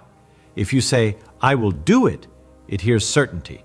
The command must be firm, clear, direct, like a general who does not ask, but commands. And the moment your mind recognizes that firmness, it stops fighting against you and begins fighting for you. Commanding the mind is not about suffocating bad thoughts. It's about transforming them into energy. The fear that once paralyzed you now becomes a sign that you're about to grow. The anxiety that once trapped you now becomes fuel to act. The doubt that once froze you now becomes curiosity to learn. That is the point where you stop being a slave to your mind and become its master. And I want you to keep this within you. Commanding the mind is not about brute force, it's about clarity. It's about telling yourself every single day who you are, what you accept, and where you're going. It's a living practice, a silent discipline, slowly building a fortress no one can invade. Now pay close attention. If you truly want to master your mind, you must understand two simple keys, yet they carry the power to transform inner empires: meditation and writing. Meditation is not about sitting still with your eyes closed, trying not to think of anything. Meditation is, in truth, the supreme training of command. It is you sitting in silence and realizing you are not obligated to follow every thought that appears. It's like watching cars pass on a highway. They go by, but you don't have to jump into every one of them. When you meditate, you are telling your mind, I observe you, but I am not you. That simple exercise creates space, and in that space, freedom is born. And why is this so powerful? Because every form of manipulation begins when you believe you are your thoughts. If the mind says you can't, you believe it. If the mind says you don't deserve it, you fall silent. But when you train through meditation, you begin to laugh at these thoughts. They appear, but they no longer have chains. You realize they're only clouds, not the sky. They're only waves, not the ocean. Now imagine combining this with the power of writing. Writing is not just recording words. It is a ritual of clarity. When you write what you feel, you take the invisible chaos of the mind and place it before you in the form of letters. And what happens? What once seemed enormous in your head looks small on paper. What once seemed confusing gains order. Writing is like holding the reins of a wild horse. Suddenly, you realize you can guide it. Many think writing down goals or thoughts is childish, but all the great ones who commanded their own minds, philosophers, leaders, sages, kept notebooks. Marcus Aurelius wrote to himself every day, not to publish, but to command. Napoleon Hill said a desire only becomes real when it is written down. And Feynman used notebooks as a way to clarify ideas that, if left only in the mind, would get lost. When you meditate, you silence the noise. When you write, you organize what remains. Together, these two acts become like sword and shield on the battlefield of the mind. Now imagine this applied to your own life. You wake up, take a deep breath, sit in silence for a few minutes, watch your mind racing, and instead of fighting, you simply let it pass. Then, you take a notebook and write, "Today, I command my mind. Today, I act with focus. Today, I take one step closer to my dream." This combination is what separates those who live as slaves of the mind from those who live as its masters. Because in the end, it's not about silencing thoughts. It's about choosing which ones deserve to become action. Now, I want you to make a commitment to yourself. Write in the comments, "I command my mind," and start applying this power today. Like this video if it resonated with you, subscribe to the channel, turn on notifications, and let's transform ordinary minds into extraordinary ones together. Because your mind was never born to cage you. It was born to become your greatest ally. You know, people often ask me how I managed to understand so many different things. Physics, mathematics, biology, even safe cracking and bongo drums. They assume there must be some kind of trick to it, some natural talent I was born with. But that's not really true. The truth is much simpler, and perhaps more useful. I learned how to learn. And once you know how to learn, everything becomes possible. Let me tell you about something that happened when I was working at Los Alamos during the war. We had all these brilliant people, some of the greatest minds in physics, and we were all working on this enormous problem. One day, I was sitting in the cafeteria with some colleagues, and they were discussing a particular aspect of neutron diffusion. The conversation was full of complex equations and technical terms, and I noticed that while everyone was nodding along, I had this uncomfortable feeling that I didn't really understand what we were talking about. Not deeply, anyway. Now, I could have just stayed quiet and pretended to understand. That's what most people do. But I had learned something important years before, something my father taught me when I was just a boy. He taught me that knowing the name of something is not the same as knowing something, and that distinction changed everything for me.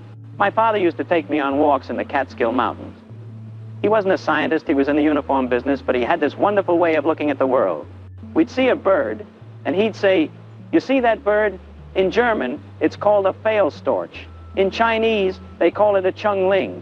In Japanese, a Katakataka. You can know all those names in every language in the world, but when you're done, you'll know absolutely nothing about the bird.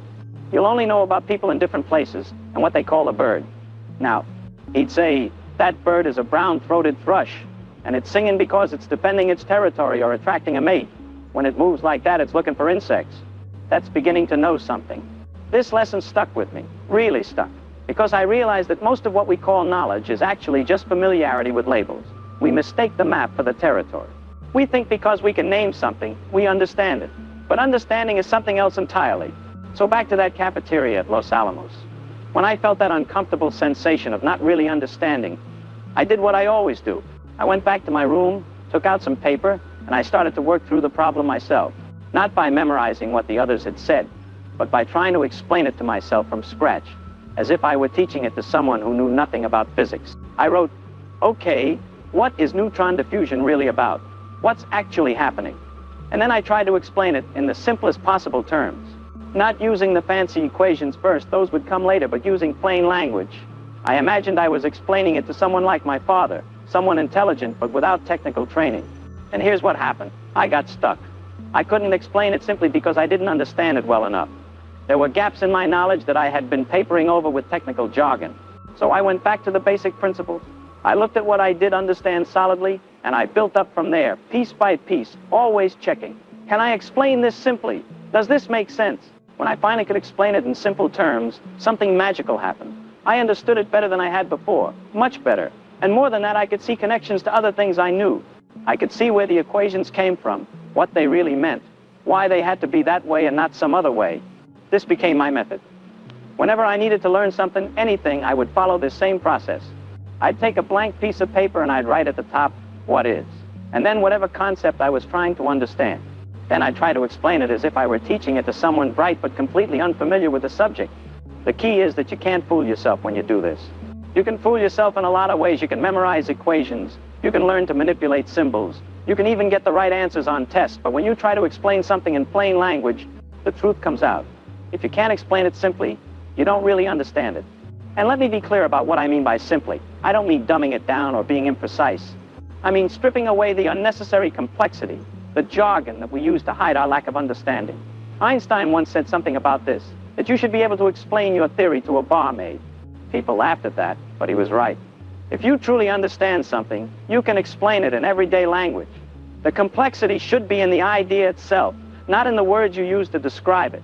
I remember when I was trying to understand quantum electrodynamics after the war. This was a field in crisis. The theory made ridiculous predictions, infinities everywhere. People were stuck. I was stuck too, at first. I knew the mathematical machinery, sure, but I didn't really understand what was happening physically. So I started over. I got a notebook and I began to explain it to myself from the beginning. An electron moves from point A to point B. What really happens?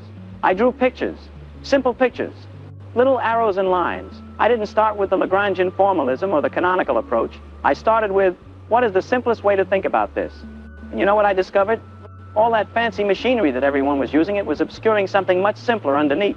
By forcing myself to explain it simply, by using these little pictures I drew, I found a different way to do the calculations, a way that made sense to me physically. Those simple pictures eventually became what people call Feynman diagrams, and they helped solve some of the problems that had everyone confused. But here's what I want you to understand. The diagrams weren't the point. The point was the process of simplification, of explanation, of getting down to what's really happening. The diagrams were just a tool that came out of trying to understand clearly. Now, you might think this approach would be slow, and in one sense it is. It takes longer to really understand something this way than to just memorize formulas or to accept what authorities tell you. But in another sense, it's much faster. Because when you truly understand something, when you can explain it simply and clearly, you never forget it. It becomes part of how you think, and you can use it to understand new things. Because you're not just carrying around a bag of disconnected facts and formulas. You're carrying around principles that you understand deeply. I saw this when I taught at Caltech. Students would come to my office hours, frustrated because they couldn't solve a problem. They'd show me pages of equations they'd written. Look, they'd say, I know the formula, I know what I'm supposed to do, but I can't get the answer. And I'd ask them, what's the problem about? Physically, what's happening? Often, they couldn't tell me. They could write down the equation for conservation of energy, but they couldn't explain what energy conservation actually means. They could manipulate the symbols, but they didn't understand what the symbols represented. So I'd say, forget the equations for a moment. Tell me in words what's happening in this problem, and we'd talk through it.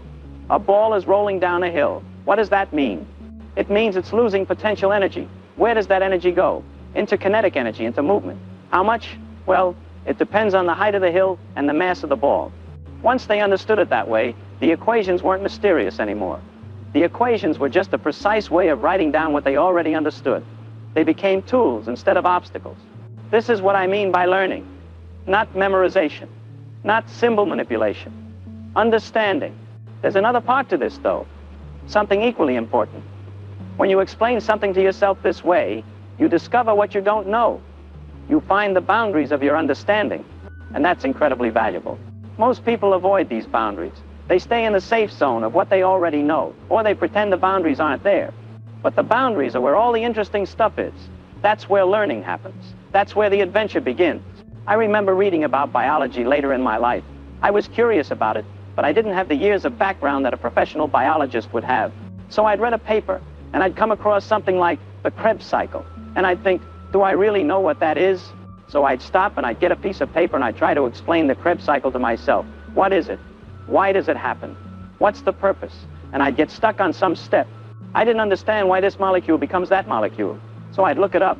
I'd read more carefully. I'd draw it out. And gradually, piece by piece, I'd build up my understanding. The beautiful thing about this method is that it works for anything. Physics, mathematics, biology, history, philosophy, it doesn't matter. The principle is the same. Take an idea and explain it to yourself simply. Find the gaps, fill them in, build from solid ground. And here's something else I discovered. When you learn this way, you often find that the experts don't understand things as well as you thought. You find inconsistencies in their explanations. You find gaps in the standard way of teaching things. And sometimes, not always, but sometimes you find a better way to think about something, a clearer way, because you refuse to accept confusion. I'm not saying this to criticize experts. I'm saying it because it's liberating. You don't have to wait for someone else to explain things perfectly. You don't have to feel inadequate because a textbook confuses you. Sometimes a textbook is just poorly written. Sometimes even the experts are confused. Your job is to understand for yourself in your own way. Of course, you have to be honest with yourself, brutally honest. You can't fake understanding. When you try to explain something and you realize you're just using circular definitions or you're hand-waving over the hard parts, you have to stop and admit, I don't actually get this yet. That's okay. That's good, actually, because now you know what you need to work on. You've turned a vague feeling of confusion into a specific question, and specific questions can be answered. I think one reason many people struggle to learn new things as they get older is not because their minds are less capable, that's mostly nonsense, but because they become less willing to admit confusion. They have identities as knowledgeable people, as experts in their fields, and it's uncomfortable to feel like a beginner again, so they stay on familiar ground. But learning requires that beginner's mind. It requires being willing to say, I don't understand this yet, but I'm going to figure it out. No shame in that, no embarrassment, just curiosity and determination. When I was at Los Alamos, Hans Bethe was there, brilliant physicist, one of the best, and I noticed something about him. Whenever someone explained a new idea to him, he wouldn't just nod and accept it. He worked through it himself, right there, often asking questions that seemed almost naive. Wait, why does that follow? I don't see how you got from this step to that step. But those naive questions often revealed that the person explaining hadn't really thought it through properly. Bethe taught me that real understanding means being able to answer the simple question, the fundamental why question. If you can't answer those, you're building on sand. So here's what I learned, and what I've tried to practice throughout my life. Learning is not about accumulating information. It's not about being able to recite facts or manipulate symbols. Learning is about building a structure of understanding, brick by brick, where each brick is solid, and you know why it's where it is. You start with what you understand clearly. You expand from there, always checking.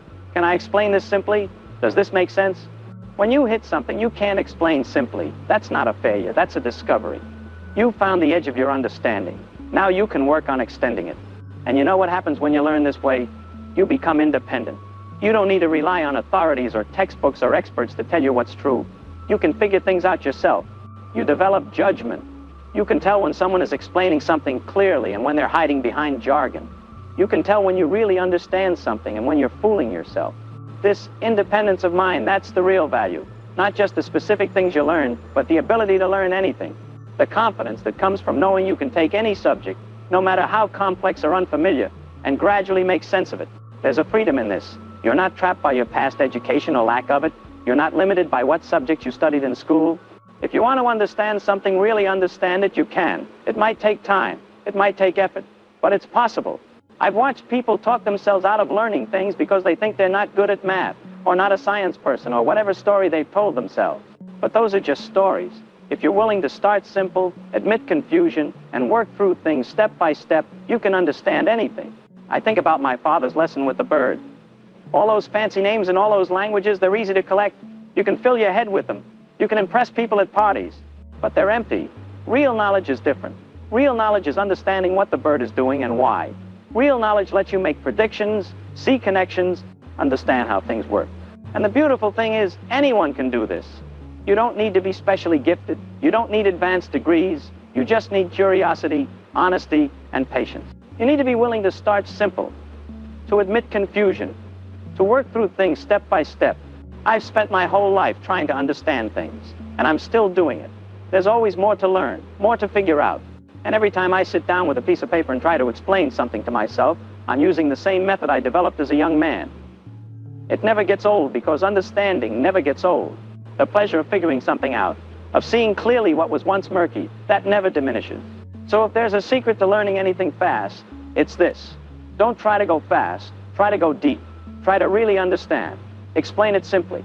Find the gaps, fill them in. Build on solid ground. The speed comes naturally when your foundation is strong. What looks like slow, careful work at the beginning becomes rapid progress later, because you're not constantly backtracking to fix misunderstandings or rememorizing things you never really grasped. And remember, the goal isn't to know more than other people, or to be clever, or to impress anyone. The goal is to see clearly, to understand truly. Everything else, the success, the recognition, the ability to solve difficult problems, that all comes as a byproduct of genuine understanding. Chase understanding, and the rest takes care of itself. That's what I learned anyway. And it served me pretty well. Successful people think differently because they're not worried about other people's judgment. While the world criticizes, they create. While most people are busy protecting their reputation, they're too busy searching for the truth. And here's the key. Thinking differently is not an aesthetic choice. It's an intellectual survival skill. If you think like everyone else, you'll end up with the same results as everyone else. And the average is harsh. Uninspiring jobs, lives with no purpose, routines where people wake up, work, complain, and go to sleep. Nothing more. Is that really living? Or is it just surviving? Pay close attention now, because this may change the course of your life. Think differently, or die average. Stop believing what everyone else believes. Stop repeating what everyone else says. Every success story begins with someone who dared to disagree with normality. Not because they wanted to look rebellious, but because curiosity was stronger than the fear of judgment. And it's this curiosity, directed and disciplined, that opens doors the average will never see. So think differently. And if you decide to think differently, prepare yourself for something greater. The freedom to learn anything, to create paths no one has created, to master your own mind. Listen carefully now, because what I'm about to reveal lies behind every genius mind: curiosity. Ordinary people lose curiosity over time. They accept ready-made answers, stop asking questions, stop investigating. They think they already know enough. And that's the moment mediocrity sets in. Now look at the people who truly stood out. Scientists, entrepreneurs, creative leaders. They all had one thing in common. They never stopped asking questions. Even if they didn't understand something, they would ask again and again and again until the answer finally made sense in their mind. This is the first step to thinking differently. Many people are embarrassed to raise their hand and say, "I don't understand," afraid of being criticized. In a classroom, the student who asks too many questions is easily labeled as stupid. But the truth is exactly the opposite. The one who asks questions is one step ahead. The one who questions shows the courage to learn. That's why, if you want to start thinking differently, begin with the simple act of admitting your doubt. The courage to ask is the mark of someone who refuses to remain ordinary. Now pay attention to me, because I'll show you how to truly think differently. Thinking differently is a daily exercise in intellectual freedom. The first step is to do what you love. When you work or study something that sparks passion, your energy multiplies. Normal is waking up tired because you spend energy on activities that don't inspire you. Different is waking up hungry for life because you're investing your time in what makes sense. Ask yourself, if nobody judged me, what would I choose to learn, to create, or to build? That answer points to your true path. Second, protect your mental independence. That means not letting other people's opinions become the filter for what you think or do. Most people fear being criticized, fear being called strange. But remember, everyone who changed the world was ridiculed before they were applauded. Thinking differently always bothers people because it exposes the mediocrity of those who follow the herd. Third, feed your curiosity without fear. Ask, test, explore. That's the fuel of innovation. Don't accept anything just because everyone does it this way. Ask yourself, is there another way? The simple act of questioning already puts you on another level. Fourth, simplify your life to free up energy for the essential. Those who think like everyone else get lost in excess. Those who think differently focus on what matters. If you're exhausted, it's hard to have the clarity to think in a new way. Energy is born from being aligned with purpose, eliminating the unnecessary, and putting strength into what truly moves your life. Pay close attention now, because what I'm about to tell you is one of the mind's biggest prisons, the fear of being different. Most people don't live their own ideas. They live other people's ideas. They're shaped by the opinions of family, friends, society, the media. They spend life trying to please, to fit in, to be accepted.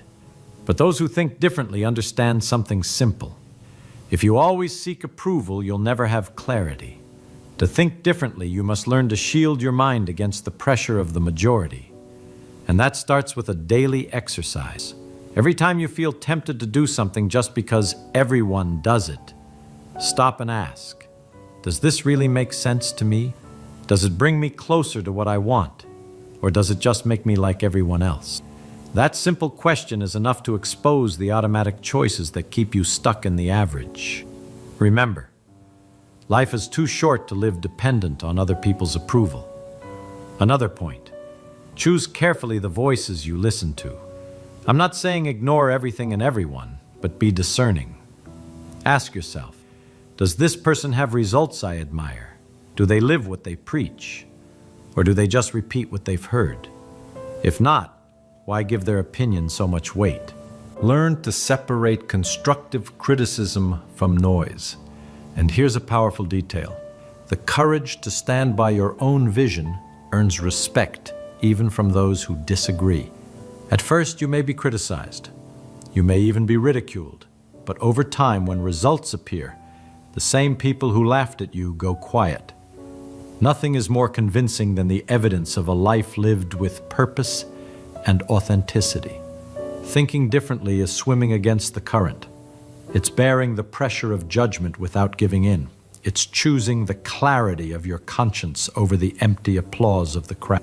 And when you train yourself in this, you realize that freedom isn't being accepted. It's living true to what you believe, even if no one claps. Thinking differently isn't an inborn talent. It's a trained habit. You're not born outside the box. You build the box and then learn to break it every day. That takes discipline, and discipline is born from rituals. If you want to stand out, you need to turn curiosity and mental independence into concrete actions that shape how you think. The first ritual is the daily question. Pick any situation in your life and ask, why is this done this way? Don't accept the first answer, go deeper. Who said it has to be like this? Is there a better, simpler, faster way to do it? When repeated every day, this exercise trains your mind not to settle for ready-made answers. The second ritual is explaining out loud.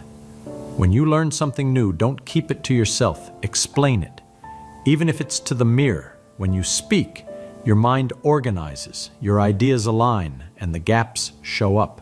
That's the moment you discover if you truly understood. This simple habit will accelerate your ability to learn 10 times more than someone who only reads and repeats. The third ritual is creative review. At the end of the day, take one idea or important concept you learned and recreate it in your own words. Use a metaphor, a story, an example from your life. This act of recreation makes the idea stop being external and become part of you. It's in this act that different thinking begins to flourish. And finally, the ritual of conscious observation. Set aside a few minutes to observe something ordinary and ask yourself, what is no one else seeing here? It could be an object, a situation, even a conversation. This practice trains your eyes to see beyond the obvious. That's how innovations are born, from someone who looked at the ordinary and saw the extraordinary. Those who practice these rituals don't just think differently, they begin to live on another level of perception. And that difference builds up day after day until it becomes an advantage impossible to ignore. But here's the truth. The path of those who think differently is never easy. They are misunderstood, judged, often humiliated. The crowd cannot stand those who break the pattern because independent thinking exposes the mediocrity of those who prefer to follow the herd. It's easier to call someone crazy than to admit they might have seen something you didn't. But listen, every great person you admire went through this. Galileo was condemned for seeing beyond what the church accepted. Bruce Lee was ridiculed for mixing styles and creating his own philosophy. All of them were seen as too different until the world had to bow to the evidence of what they built. And here's the secret few have the courage to accept. Thinking differently is expensive in the beginning, but it pays dividends forever. The rejection you feel today is the same energy that will fuel your victory tomorrow. This is the path of those who refuse to die average. They choose truth over acceptance, curiosity over indifference, courage over fear. And with that, they build something that lasts, something that inspires, something that cannot be erased. So I tell you, if you want to think differently, be prepared to be misunderstood, be ready to be criticized, but also be certain that in the end you will be remembered. Because no one remembers the crowd that merely repeated. History remembers the names of those who dared to be unique.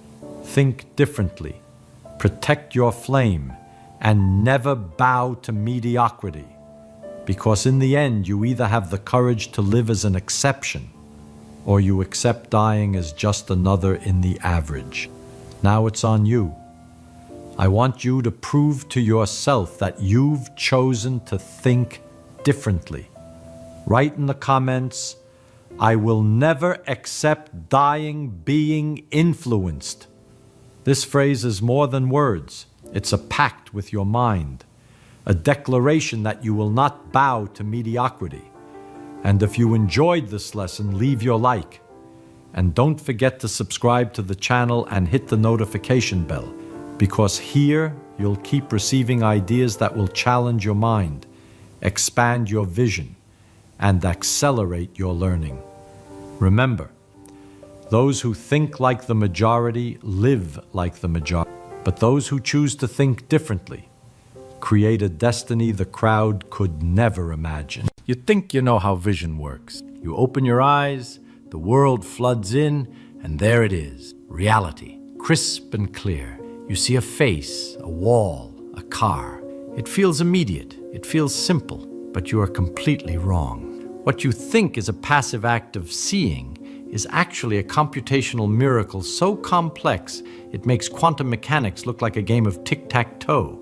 The fact that you can see anything at all is, statistically speaking, ridiculous. You aren't seeing objects. You're decoding a chaotic, violent mess of invisible vibrations that are hammering against your face from every possible angle, all at once. And somehow, your brain doesn't explode. Imagine you are sitting by the side of a swimming pool. It's a hot day, crowded.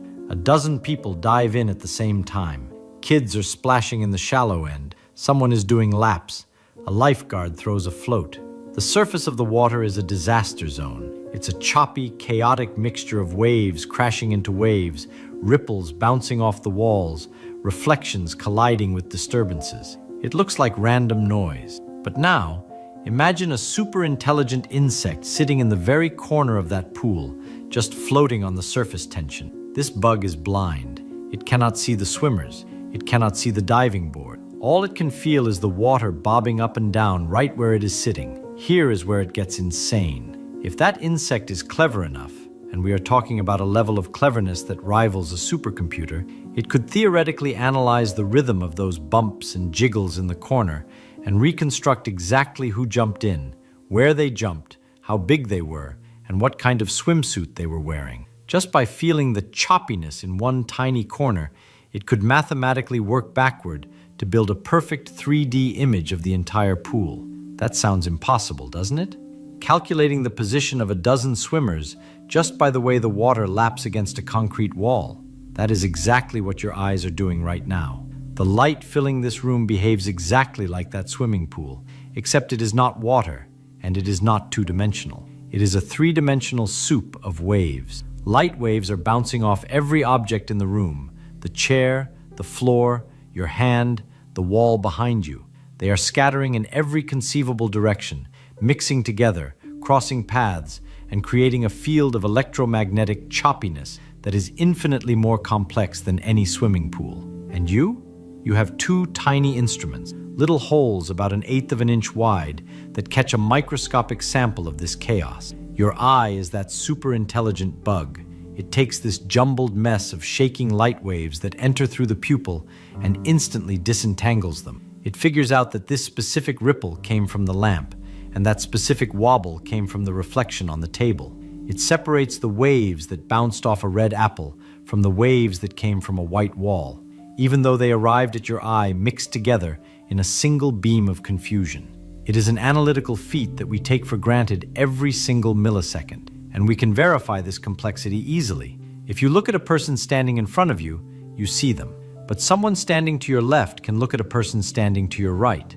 The light from the person on the right travels across your face to the person on the left. The light from the person in front of you travels straight into your eyes. These streams of light are crossing each other right in front of your nose. They are occupying the same space at the same time. In a swimming pool, if two waves crash, they distort each other. But light? It is a linear wave system. The waves pass right through one another without getting tangled. It is a complete network of traffic, billions of information highways crossing in a single point of space, and yet they do not crash. People like to think of light as little arrows shooting through the air. You picture a ray of light leaving a bulb and hitting a book. That is a comforting mental image, but it is a lie. It is not arrows, it is a field. Think of it like a universal jelly filling the room. When a light turns on, it shakes the jelly. We call this the electromagnetic field. The arrows you imagine are just the direction the energy is traveling, but the reality is just a shaking, oscillating quantity at a specific point in space. It goes up and down, up and down. And this shaking is so elaborate, so layered with information from every object it touched, that the result is an influence that allows you to perceive a distinct reality while completely ignoring the light that is crossing your path to reach someone else. But here is where our arrogance as humans gets in the way. We think we see the world. We don't. We see a tiny, pathetic sliver of it. Going back to our swimming pool analogy, imagine that the water has all kinds of waves. Some are big, crashing waves from a cannonball dive. Some are tiny, high-frequency ripples from a raindrop. Now imagine our genius insect in the corner is picky. It decides it is only going to pay attention to waves that are exactly 2 inches apart. If a wave is 3 inches long, invisible. If it's 1 inch, doesn't exist. Your eye is that picky insect. The electromagnetic field is shaking with waves of all different sizes, but your retina is tuned, biologically, to accept only a very specific range of vibrations. We call this visible light. The waves we can see are roughly between 40 and 70 millionths of an inch long. That is it. That is your entire window on the universe. If the waves are a little bit shorter, we call them ultraviolet, and you are blind to them. If they are a little bit longer, we call them infrared, and you are blind to them too. But just because you can't see them doesn't mean they aren't there. They are crashing into you right now. Let's talk about those slower swashes. The waves that are just a little too long for your eye to focus. We have another name for this, heat. When you stand next to a campfire, you feel warmth on your skin. That sensation is your body detecting electromagnetic waves that are physically identical to light, just with a slightly longer distance between the crests. You feel the light rather than see it. But other creatures aren't so limited. Take the pit viper. This snake hunts in the desert at night. It has a specialized organ, a pit, that is sensitive to these longer waves. To a pit viper, a mouse running across the sand isn't just a warm object. It is a glowing beacon of infrared light. The mouse is radiating waves by virtue of its body heat. The snake sees the heat. We are blind to it, stumbling around in the dark, while the viper is watching a light show. But let's go even longer. Stretch those waves out further. Make them huge. These waves are still rushing through the room. They are passing through your body, through the walls, through the earth itself. We call them radio waves. And here's the thing that should keep you up at night. This room is currently full of music. It is full of voices. It is full of data. Right now, occupying the same space as the light you are using to read this, there is a broadcast from a radio station in Moscow. There is a signal from a GPS satellite. There is a song being broadcast from Peru. There is radar from an airplane looking for the ground. It is all there. It is all shaking the electromagnetic field in the room. The voice of a singer in London is physically present in the space between your eyes and this screen, vibrating the electrons in the air. You just don't have the machinery to notice it. Your eyes are tuned to the light channel, not the radio channel. But the physics is identical. It is exactly the same stuff. It is just a matter of timing. The wiggling of the field is slower for radio than it is for blue light. That is the only difference. If you don't believe that reality is this crowded, you can prove it with a piece of wire and a cheap box of electronics. We call it a radio receiver. The wire is just a metal stick. The electrons inside that wire are being pushed back and forth by the electric field in the room. They are swashing around like water in a bathtub, but they are swashing at all different speeds at once. The Moscow speed, the top 40 speed, the air traffic control speed. When you turn the knob on the radio, you aren't finding the signal. You are building a filter. You are telling the box, ignore everything except the electrons that are wiggling exactly 1,000,000 times per second. And suddenly, out of the static, you hear a voice. The voice didn't just arrive, it was screaming in your ear the whole time. You just needed the right tool to translate the wiggle into sound. That is why the rainbow happened. Not because of a tank in mud, but because blue light is slightly better at bullying the electrons in the glass than red light is. This is the beauty of looking deeper. When you stop accepting the high school simplified version, you find connections you never knew existed. Who would have thought that the colors of a rainbow are directly determined by the mechanics of a driven spring? But this model creates a new problem. If light is just shaking electrons, and those electrons are re-radiating light, doesn't that take energy? Why is the glass transparent at all? Why doesn't the light just get absorbed and die?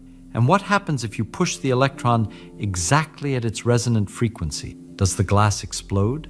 We've destroyed the tank, but now we have to rebuild the universe. And to do that, we need to talk about what happens when the math goes to infinity. If you thought this was weird, just wait until we talk about the imaginary numbers. We left off with a terrifying thought.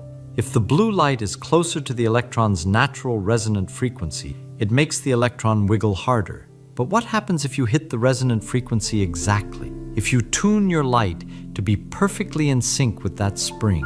According to the simplified equation we just built, the denominator becomes 0. And any math student knows that dividing by 0 is the universe's way of saying system crash. The equation predicts the amplitude of the wiggle would go to infinity. The electron would vibrate with infinite energy, presumably ripping a hole in space-time or at least shattering your window. Obviously, that doesn't happen. You don't see windows exploding just because a specific shade of UV light hit them. So, what did we miss? We missed reality. Our model of the electron on a spring was too perfect. It was frictionless. In the real world, you never get a free ride. When an electron wiggles, it is radiating energy 3. That secondary wave it creates, that costs energy. The electron is paying a tax to the universe every time it moves. In physics, we call this damping or a drag force. It's exactly like trying to run through water. The faster you try to go, the harder the water pushes back. When we add this drag term to our equation, it saves us from the infinity disaster. It puts a cap on how much the electron can wiggle, even at perfect resonance. But this drag does something else. It explains opacity. It explains why light doesn't go through a brick wall. If the drag is high, the energy from the light wave is chewed up by the electrons and turned into heat, rather than being passed along as a transparent wave. So, the very thing that stops the universe from crashing is also the reason you can't see through your own eyelids. The faster-than-light scandal. Now that we've fixed the model, we have to address the elephant in the room, or rather, the cheetah in the room. A lot of you have asked a very dangerous question. Can the index of refraction be less than 1? But wait, I hear you scream, clutching your copy of Special Relativity. Einstein said nothing can travel faster than light. You are breaking the law. Relax. Einstein is fine. The police are not coming. This is where you have to understand the difference between a phase and a signal. Remember how we said the slowing down was actually just a phase shift? A shifting of the wave crests backward? Well, under certain weird conditions, usually near that resonant frequency we talked about, the phase shift can actually go the other way. The interaction can kick the crests forward. This means the peaks of the wave appear to be traveling faster than c. This is called the phase velocity. But here is the trick. A continuous sine wave conveys zero information. It's just a monotonous hum. Beep, beep, beep, forever. So Newton proved that the invisible rubber band holding the moon is the same one that smacks apples onto your head. Genius. But this created a problem. A big, wet, sloshing problem called the ocean. Everyone knows the moon causes the tides. It pulls the water. Simple, right? Wrong. If the moon simply pulled the water toward it, you would expect one high tide a day, when the moon is directly overhead, pulling the water up into a big bump. But that is not what happened. If you go to the beach, you know there are 2 high tides a day. There is a bump of water on the side facing the moon, but there is also a mysterious, rebellious bump of water on the exact opposite side of the earth, facing away from the moon. For a long time, this drove people crazy. One school of thought said, the moon pulls the water. Another school of thought said, no, the moon pulls the earth away from the water. They were fighting over who was right. Newton came along and said, you are both right, and you are both missing the point. The secret isn't just pull, it is difference. Gravity gets weaker with distance. We just learned that with the inverse square law. Here is what is actually happening. Imagine the earth is 3 separate pieces. The water on the side facing the moon, the solid earth in the middle, and the water on the far side. The moon's gravity pulls the hardest on the water that is close to it, so that water gets ripped away from the earth a little bit. That's your first high tide. The solid earth is further away, so the moon pulls it with medium strength. But the water on the far side? It is the furthest away, so the moon's pull is the weakest there. The result? The moon pulls the earth away from the backwater. It stretches the whole planet into a football shape. The water bulges out on both sides, not because the moon is lifting it, but because the gravitational field is tearing the planet slightly apart. But wait, it gets weirder. We have this arrogant idea that the earth is a giant, immovable rock, and the moon is a little pebble running circles around us. We think we are the center of the dance. We aren't. The moon is heavy. It is big enough to throw its weight around. The force of the moon on the earth is balanced, sure, but how? By the earth doing its own little circle. The earth is actually spinning around a point that isn't its center. Imagine a heavy father holding hands with his small child and spinning in a circle. The child flies through the air, but the father doesn't just stand like a statue. He leans back. He wobbles. He makes a small circle with his feet to counter the weight of the child. That is the earth. We are wobbling in a circle to balance the moon. We are throwing our weight around. This creates a centrifugal force that helps throw that water off the far side, adding to the tide. So the reason you can surf twice a day is because the earth is doing a clumsy waltz with a giant rock in space. This gravitational pulling and spinning explains everything about the shape of our world. Why is the earth round? Because gravity pulls everything in toward the center. Why isn't it perfectly round? Because it is spinning, and the centrifugal force throws the middle out a little bit, like pizza dough when you toss it. It balances out. Everything, the sun, the moon, the planets, they are all fighting this battle between the crush of gravity and the fling of the spin. Now, once Newton handed us these laws, scientists went on a power trip. They started measuring everything to see if Newton was as smart as he thought he was. They wanted to break the laws. The best place to test this was Jupiter. Jupiter is like a mini solar system. It has moons whizzing around it like clockwork. Literally, like clockwork. You could predict exactly when a moon would disappear behind the planet and when it would pop out the other side. It was the perfect cosmic watch. So, astronomers started timing it. They watched Jupiter's moons for years. They expected perfection. If Newton was right, the schedule should be flawless. But it wasn't. They found something disturbing. Sometimes the moons were ahead of schedule. Sometimes they were behind. And not just by a second. We are talking about 8 minutes. 8 minutes is an eternity in physics. The error wasn't random. That is the key. If it were random, it would mean the equipment was bad. But there was a pattern. When Jupiter was close to Earth in its orbit, the moons were ahead of schedule. When Jupiter was on the far side of the solar system, away from Earth, the moons were late. The clock seemed to slow down when it was far away. This didn't make sense. Does gravity get lazy when you aren't looking? Does the universe have lag? A clever fellow named Romer looked at this mess and realized something that shattered our perception of reality. The moons weren't late. The news was. We assume that when we look at something, we see it now, instantaneously. Romer realized that was a lie. He concluded that it takes time for light to travel from Jupiter to Earth. When Jupiter is far away, the light has to travel an extra distance across the solar system to reach our eyes. That extra trip takes time, about 16 minutes to cross the Earth's orbit diameter. So when we see the moon pop out from behind Jupiter, we aren't seeing it happen now. We are seeing it happen in the past. We are watching a delayed broadcast. Romer used those errors in the schedule to calculate the speed of light. Think about that. They used the law of gravity to find the speed of light. If they didn't trust Newton's law of gravity, they would have just thought their clocks were broken or the moons were weird. But because they trusted the law, they knew the error had to be a new discovery. This is how science works. It is not a list of facts, it is an avalanche. One discovery creates a tool. That tool cracks open a new door. That door reveals a new mystery. Newton gave us the math to understand the orbits. The orbits gave us the anomaly in Jupiter. The anomaly gave us the speed of light. The speed of light eventually gave us Einstein and the theory of relativity. It is a continuous, crashing process that has been running for 400 years. We are still in that avalanche. We are still falling forward, faster and faster. The universe is full of these invisible waves, these bending forces, these delayed signals from the past. It is chaotic, it is messy, and it is beautiful. You don't need a PhD to appreciate it. You just need to stop assuming the world is simple. It isn't.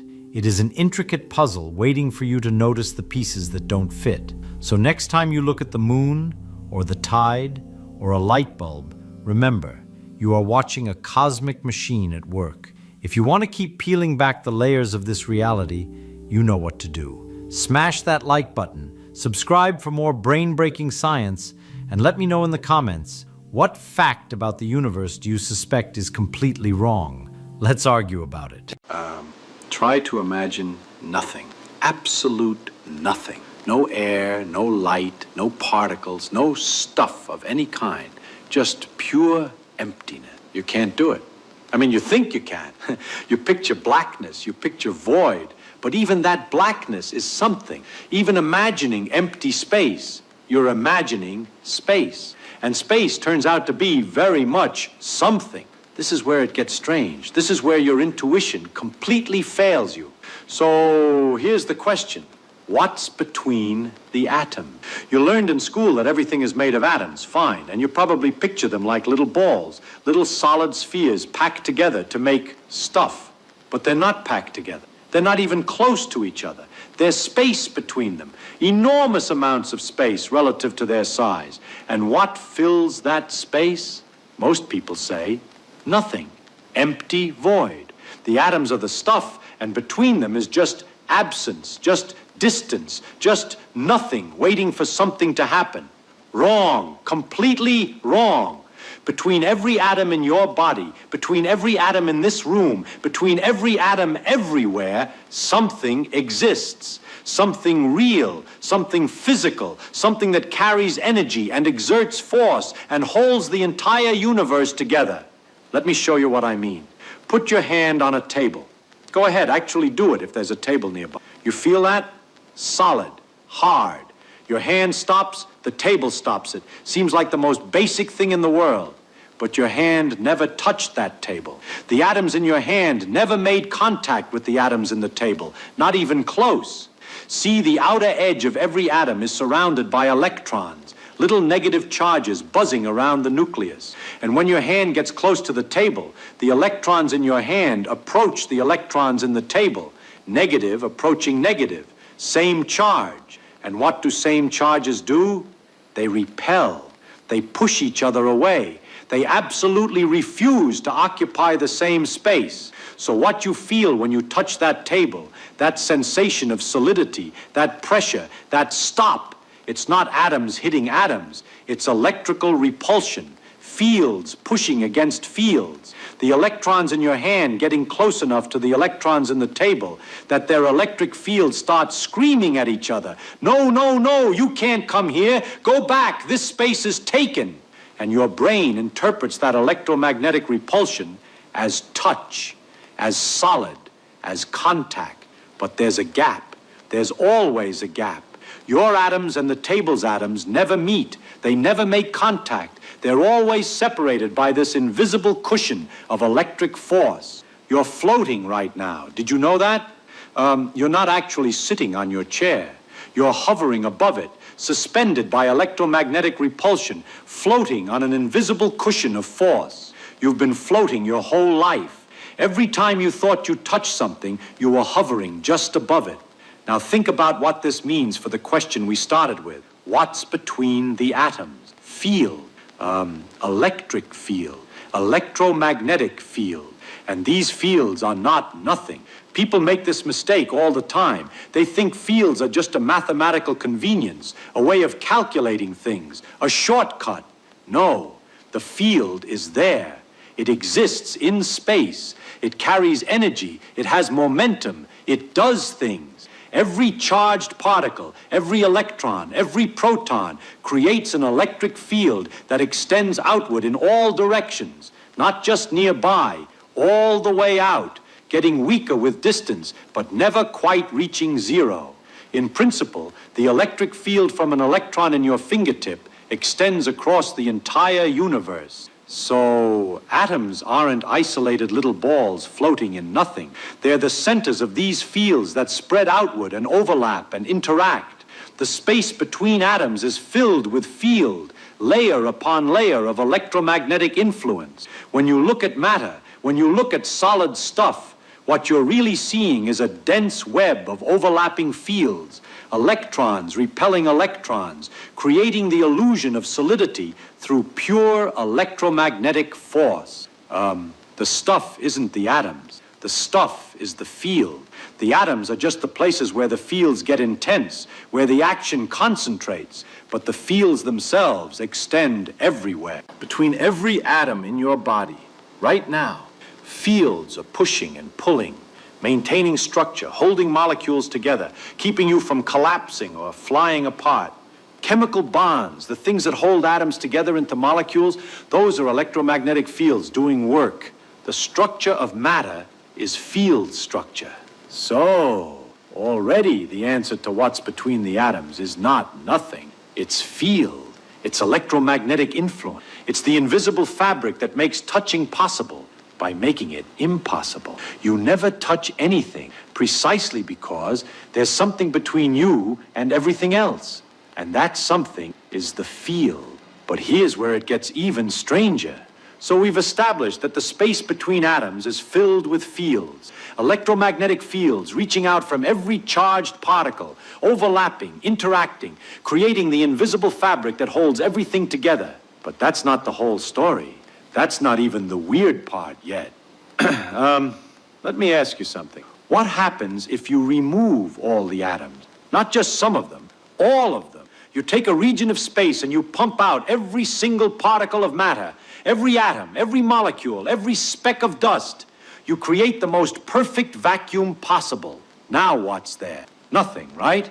That's what vacuum means. That's what empty means. You took everything out, so nothing remains. So, here's the thing. Physics says you're wrong. Nature absolutely refuses to be empty. The universe will not allow true nothingness to exist anywhere, ever, under any circumstances. This comes from quantum mechanics, from something called the uncertainty principle. And look, most people have heard of the uncertainty principle, but they think it's about measurement, about how observing things changes them. That's part of it, but there's something deeper. The uncertainty principle says certain pairs of properties cannot both be exactly determined at the same time. Position and momentum, you can't know both precisely, but also, and this is the important part, energy and time. You cannot have a region of space with exactly zero energy for any extended period.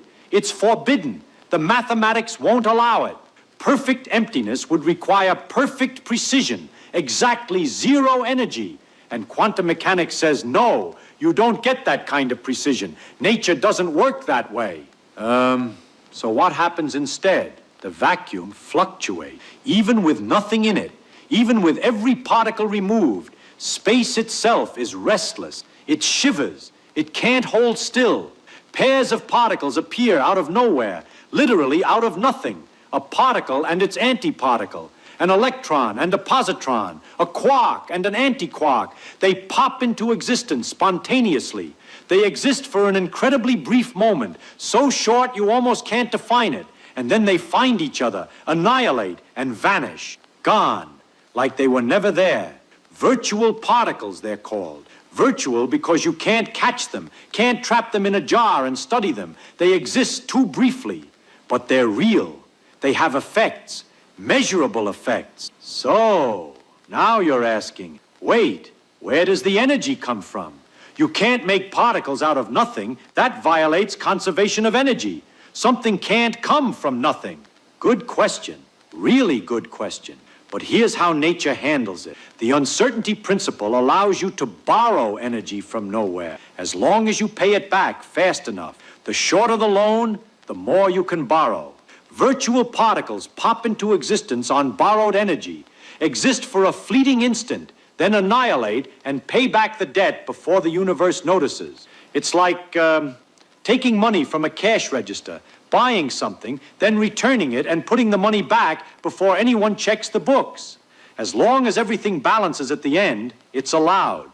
Nature runs on credit at the quantum scale. Constant borrowing and repaying, everywhere, all the time. And this isn't theoretical speculation. This isn't physicists playing mathematical games. We can measure this. There's an experiment called the Casimir effect that proves empty space isn't empty. You take two metal plates, very thin, very flat, and you put them incredibly close together in a vacuum, almost touching but not quite. Tiny gap between them, and they attract. They pull toward each other. Not gravity, that's way too weak at this scale. Not static electricity, nothing's charged. The plates are neutral. The space between them is empty. There's no reason for them to move. But they do. They pull together. Squeezed by nothing, pushed by empty space itself. So, why? Virtual particles. See, virtual particles have wavelengths, like waves in the ocean. Different sizes of oscillation. When the plates are very close, some wavelengths don't fit between them. Those virtual particles can't pop into existence in that gap because there's no room for their wavelength. So you get fewer virtual particles between the plates than outside them. More quantum activity outside, less inside. That imbalance creates pressure. More pushing in than pushing out. The plates move together. This has been measured precisely. The force matches exactly what quantum mechanics predicts. Empty space exerts pressure. The vacuum pushes things around. Now think about what this means for our question. What's between the atoms? Fields, yes, but those fields aren't just sitting there quietly. The space between atoms, that space filled with electromagnetic fields, it's also churning with virtual particles, appearing, disappearing, borrowing energy, paying it back, billions of times per second. The emptiness inside matter is not empty. It's the busiest place you can imagine. Creation and destruction happening constantly at scales too small and too fast to directly observe. And this is true everywhere, not just between atoms in your body. The space between here and the moon, between stars, between galaxies, same thing. Virtual particles flickering in and out. The vacuum seething with activity. There is no quiet place in the universe. There is no spot where truly nothing happened. You cannot find emptiness. Nowhere in the cosmos does actual nothing exist. Physics won't allow it. So the vacuum churns with virtual particles. The space between atoms buzzes with fields and quantum fluctuations. Emptiness, true emptiness, doesn't exist anywhere. Now let's put this all together and see what it really means. People think about the vacuum as absence, the default state. What's left when you remove all the interesting stuff? The boring background where things happen. But that's completely backward. The vacuum isn't absence. It's foundation. It's not what remains when you take everything away. It's what everything comes out of. The vacuum is the ground state of reality, the quietest possible configuration of the fields that fill all of space. And even that quietest state cannot be perfectly still. So here's the part that really twists your brain. Particles aren't stuff that exists in empty space. Particles are the fields doing something. A particle is just a ripple in a field, an excitation, a place where the field vibrates a little harder than the quiet background hum. The electron isn't a little ball sitting in the electromagnetic field. The electron is the electromagnetic field, bunched up, concentrated, doing something more intense than usual. And those fields exist everywhere, not just where particles are, everywhere. The whole universe is filled with fields, overlapping, extending through all of space. And particles are just the places where those fields get excited. And think about what this means for you, for what you are. You're made of atoms. Those atoms are mostly empty space, but that empty space is filled with fields, and those fields are fluctuating with virtual particles. And the particles themselves, the electrons and quarks that seem so solid, they're just excitations in deeper fields. There's no bottom. There's no foundation. There's no solid stuff that everything else is made of. You zoom in looking for the ultimate substance. The bedrock reality keeps dissolving. Atoms are mostly empty. The empty is full of field. The fields are full of fluctuations. The particles are made of field excitations. Fields all the way down. So, it's like looking for the bottom of a lake and discovering the lake has no bottom. Just water all the way down, getting stranger and darker the deeper you go, but never hitting rock. At some point, you have to accept there is no rock. There's just process. Just activity, just things happening. The universe isn't made of stuff, it's made of happening. Matter isn't substance sitting in empty space. Matter is space doing something, a different configuration of the same fields that make up the vacuum. You and the empty space next to you are made of the same thing, the same field, the same quantum foundation. You're just arranged differently. You're a pattern that persists. A ripple that keeps going, a fluctuation that got complicated enough to wonder what it's made of. And here's something else. Those fields connect everything. The electromagnetic field in your body is the same field as the electromagnetic field in a star 10 billion light years away. Same field, not a copy, not a similar field. The same continuous field extending through all of space. Particles are just places where that universal field does something interesting. Between those places, the field continues, quieter but present. You're not separate from the universe. You can't be. You're a localized pattern in fields that have no edges, that extend everywhere, that connect everything to everything else. So, back to our question. What's between the atoms? Field. Real physical fields that carry energy and exert forces, virtual particles bubbling up from the quantum vacuum, activity that never stops, fluctuation that never rests, potential that fills every point in space, not nothing, never nothing. The space between atoms is the same stuff as the atoms themselves, just in a quieter state. When you reach out and touch something, you don't cross empty distance, you push through fields. Your fields interact with other fields. Electromagnetic repulsion creates the sensation of contact, but there's no emptiness to cross. It's fields all the way. The solid world you think you live in, the empty space you think surrounds it, these are both the same thing. Both are fields. The difference is just intensity, just pattern, just how much activity is happening where.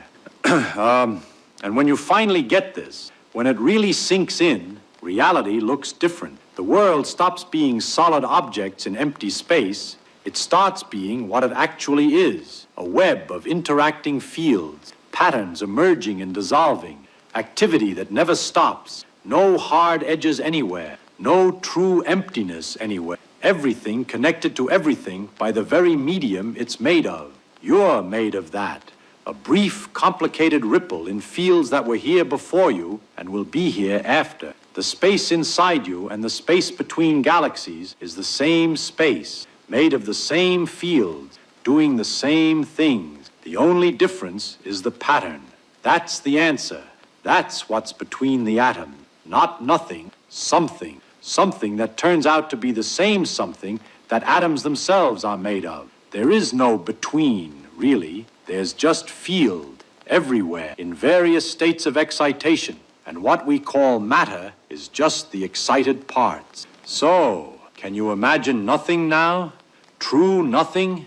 Absolute emptiness? You can't, and now you know why. Because nothing doesn't exist. Never did. The universe is incapable of emptiness. Even the quietest, most remote, most vacant corner of space churns with activity, buzzes with potential, refuses to be still.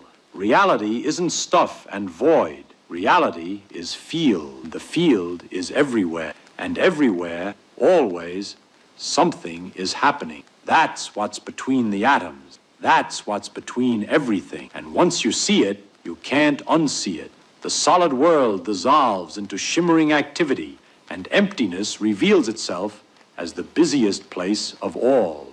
You could spend 12 hours in the library with a neon yellow highlighter, painting the entire book like it's a coloring book, and I guarantee you, congratulations, you just spent 12 hours doing absolutely nothing but coloring. What separates the genius from the parrot isn't how much they read, nor the magical technique they use to highlight words. The difference lies in what happens inside the black box, right there in the spongy tissue of your brain. Most of you study as if you were stacking bricks in a vacant lot. You pick up a fact, throw it there. Pick up a formula, throw it there. And you expect that magically a house will appear. It's not going to happen. Real learning is architecture, not accumulation. Deep processing is any type of thinking that leads you to form a schema of knowledge, an interconnected network. Think of your memory like a spider web. If you throw a piece of information at it and it doesn't stick to anything, if it stays isolated, floating in a vacuum, guess what your brain does? It throws it out. The brain is absurdly efficient at forgetting what isn't connected. It says, "This is useless. Bye." That's why you read a page, and by the time you get to the bottom, you've already forgotten the top.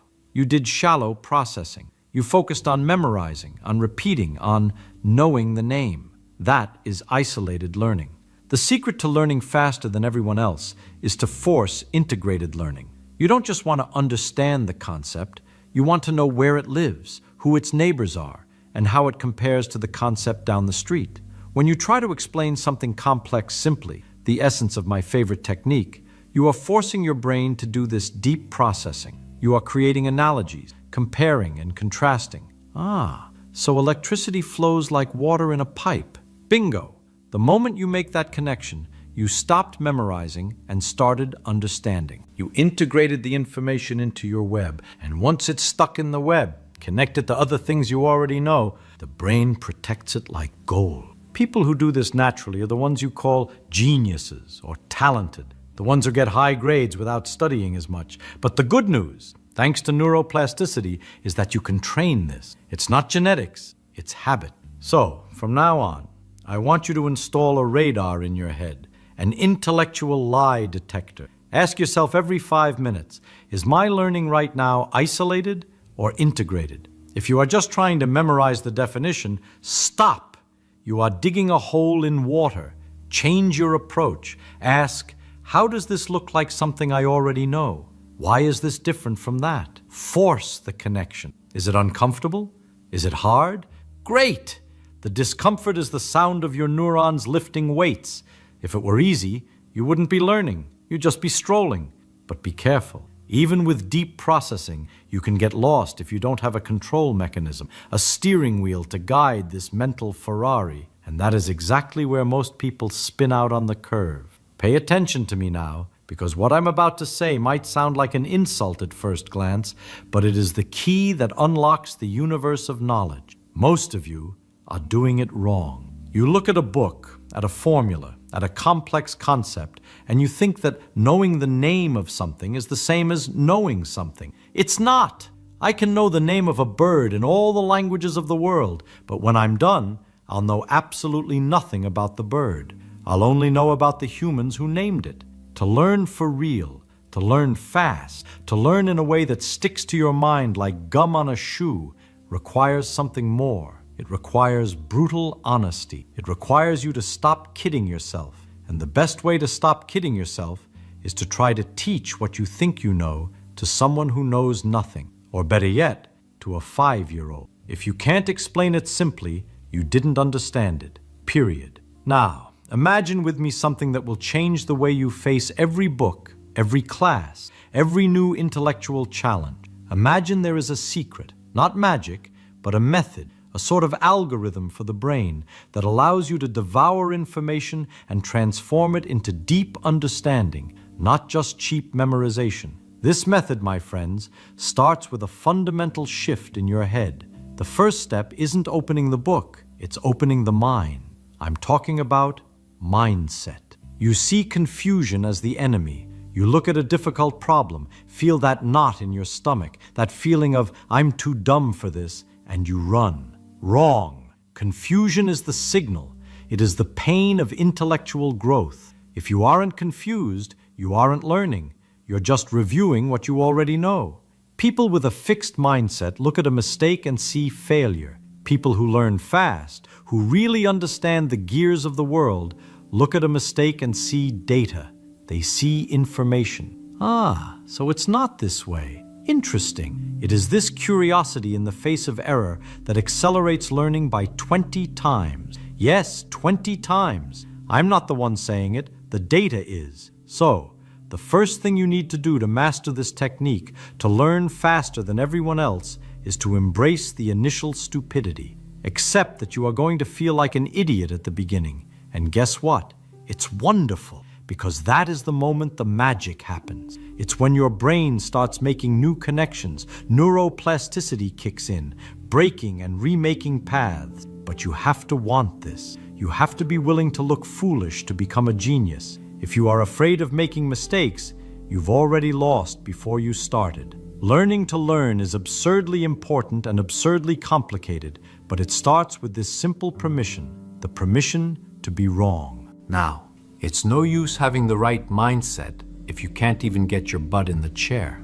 And here we enter the second dimension, something many of you ignore because you think it's stuff for clean freaks, but it's pure physics, self-management. Learning doesn't happen in a vacuum. If you think you're going to understand quantum mechanics in 30-second bursts, I have bad news. You won't. Deep learning requires a protected environment. It requires you to manage your focus as if it were the scarcest resource on the planet, because it is. You need to identify the chain of events that leads to your distraction. You pick up your phone to check the time, see a notification, click it, and poof, an hour is gone. You need to cut this at the root.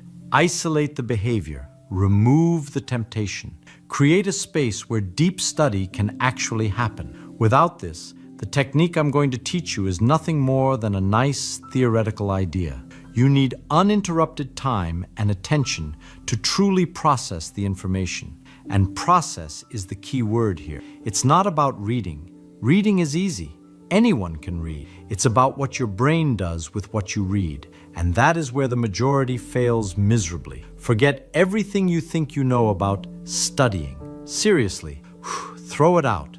Most of you treat the brain like it's a supermarket shopping basket. You walk down the information aisles, grab a fact here, a formula there, throw it all in the basket, and think that when you get to the checkout counter, you've magically become intelligent. Let me tell you a secret. When you get to the checkout counter, the basket has a hole in it. You lost everything on the way. This is what we call shallow processing. You read the words, your eyes moved from left to right, but your brain was in standby mode. Real learning, the kind that sticks, the kind that allows you to solve problems you've never seen before, happens in a different dimension. We call this deep processing, but the fancy name gets in the way. Let's call it what it really is: the art of not letting information die of loneliness. Understand one thing about your gray matter: it hates orphaned information. If you learn an isolated fact, let's say the definition of mitochondria, and you don't connect it to anything, your brain looks at it and says, "This connects to nothing I already know, therefore it's trash." And poof, it disappears in less than a minute. Deep processing is the deliberate act of stitching new information into the fabric of what you already know. It's not about memorizing, it's about integrating. Imagine that your knowledge is a giant spider web. The amateur student tries to glue a speck of dust in the air, with no thread attached. The genius pulls a thread from the existing web and ties it to the new information. He asks, how is this similar to what I saw yesterday? How is this different from what I expected? If this is true, what else must be true? Do you want to know if you are really learning or just wasting time? Turn on your radar for isolated versus integrated. If you are reading and thinking, okay, got the definition, next, you are in isolated mode. You are digging your own intellectual grave. Integrated mode is loud. It's chaotic. You stop and think, wait, this works exactly like the water pressure in the pipes at my house. In that moment, when you create an analogy, when you translate the complex into the simple, you created a physical hook in your brain. You transformed a loose piece of data into a robust knowledge schema. That's why I always say, if you can't explain it to your grandmother, you didn't understand it. Because explaining requires you to connect the new idea to concepts she already has. But I'm going to be honest with you. This hurts. Deep processing is uncomfortable. It's exhausting. Your brain is going to want to go back to the comfort of just highlighting the text and passively rereading. Resisting that comfort is what separates the curious from the mediocre. You are building mental muscles, and there is no hypertrophy without sweat. Now, you can have the right mindset, the perfect environment, and be willing to process deeply. But how do you guarantee you aren't kidding yourself along the way? How do you know if your brilliant analogy isn't actually complete nonsense?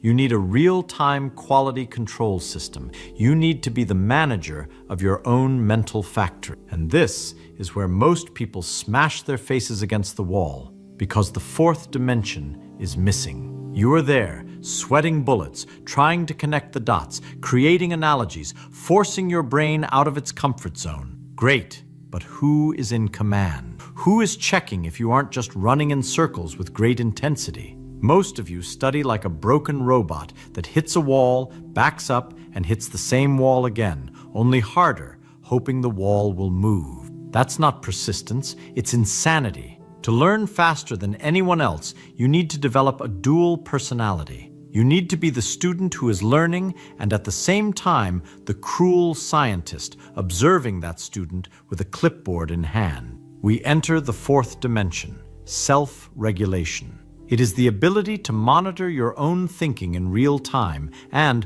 most importantly, have the courage to change course when the ship is sinking. Most people have a primitive adjustment strategy. Oh, I did poorly on the test? I'll study more hours. Wrong. More hours doing the wrong thing just creates a more consolidated mistake. Self-regulation requires a constant three-step cycle: cue, monitoring, and adjusting. You are reading a complex text. Suddenly, your eyes pass over 3 paragraphs and you absorbed nothing. That is the cue. The mediocre student ignores the cue and keeps reading, praying for a miracle. The elite student monitors. Whoops, my brain turned off. Passive mode took over. And then he makes the adjustment. He doesn't keep reading, he stops. He changes the technique. Reading isn't working. I'm going to draw a diagram. I'm going to try to explain it out loud to the wall. I'm going to ask the book a question. He changes tactics until deep processing starts happening again. But here is the deadly trap where most of you will fall. And I need you to pay double attention now. There is a treacherous phenomenon called the misinterpreted effort hypothesis. When you start self-regulating, when you realize your passive reading is garbage and decide to switch to an active technique, like trying to explain the concept without looking, my favorite, do you know what will happen?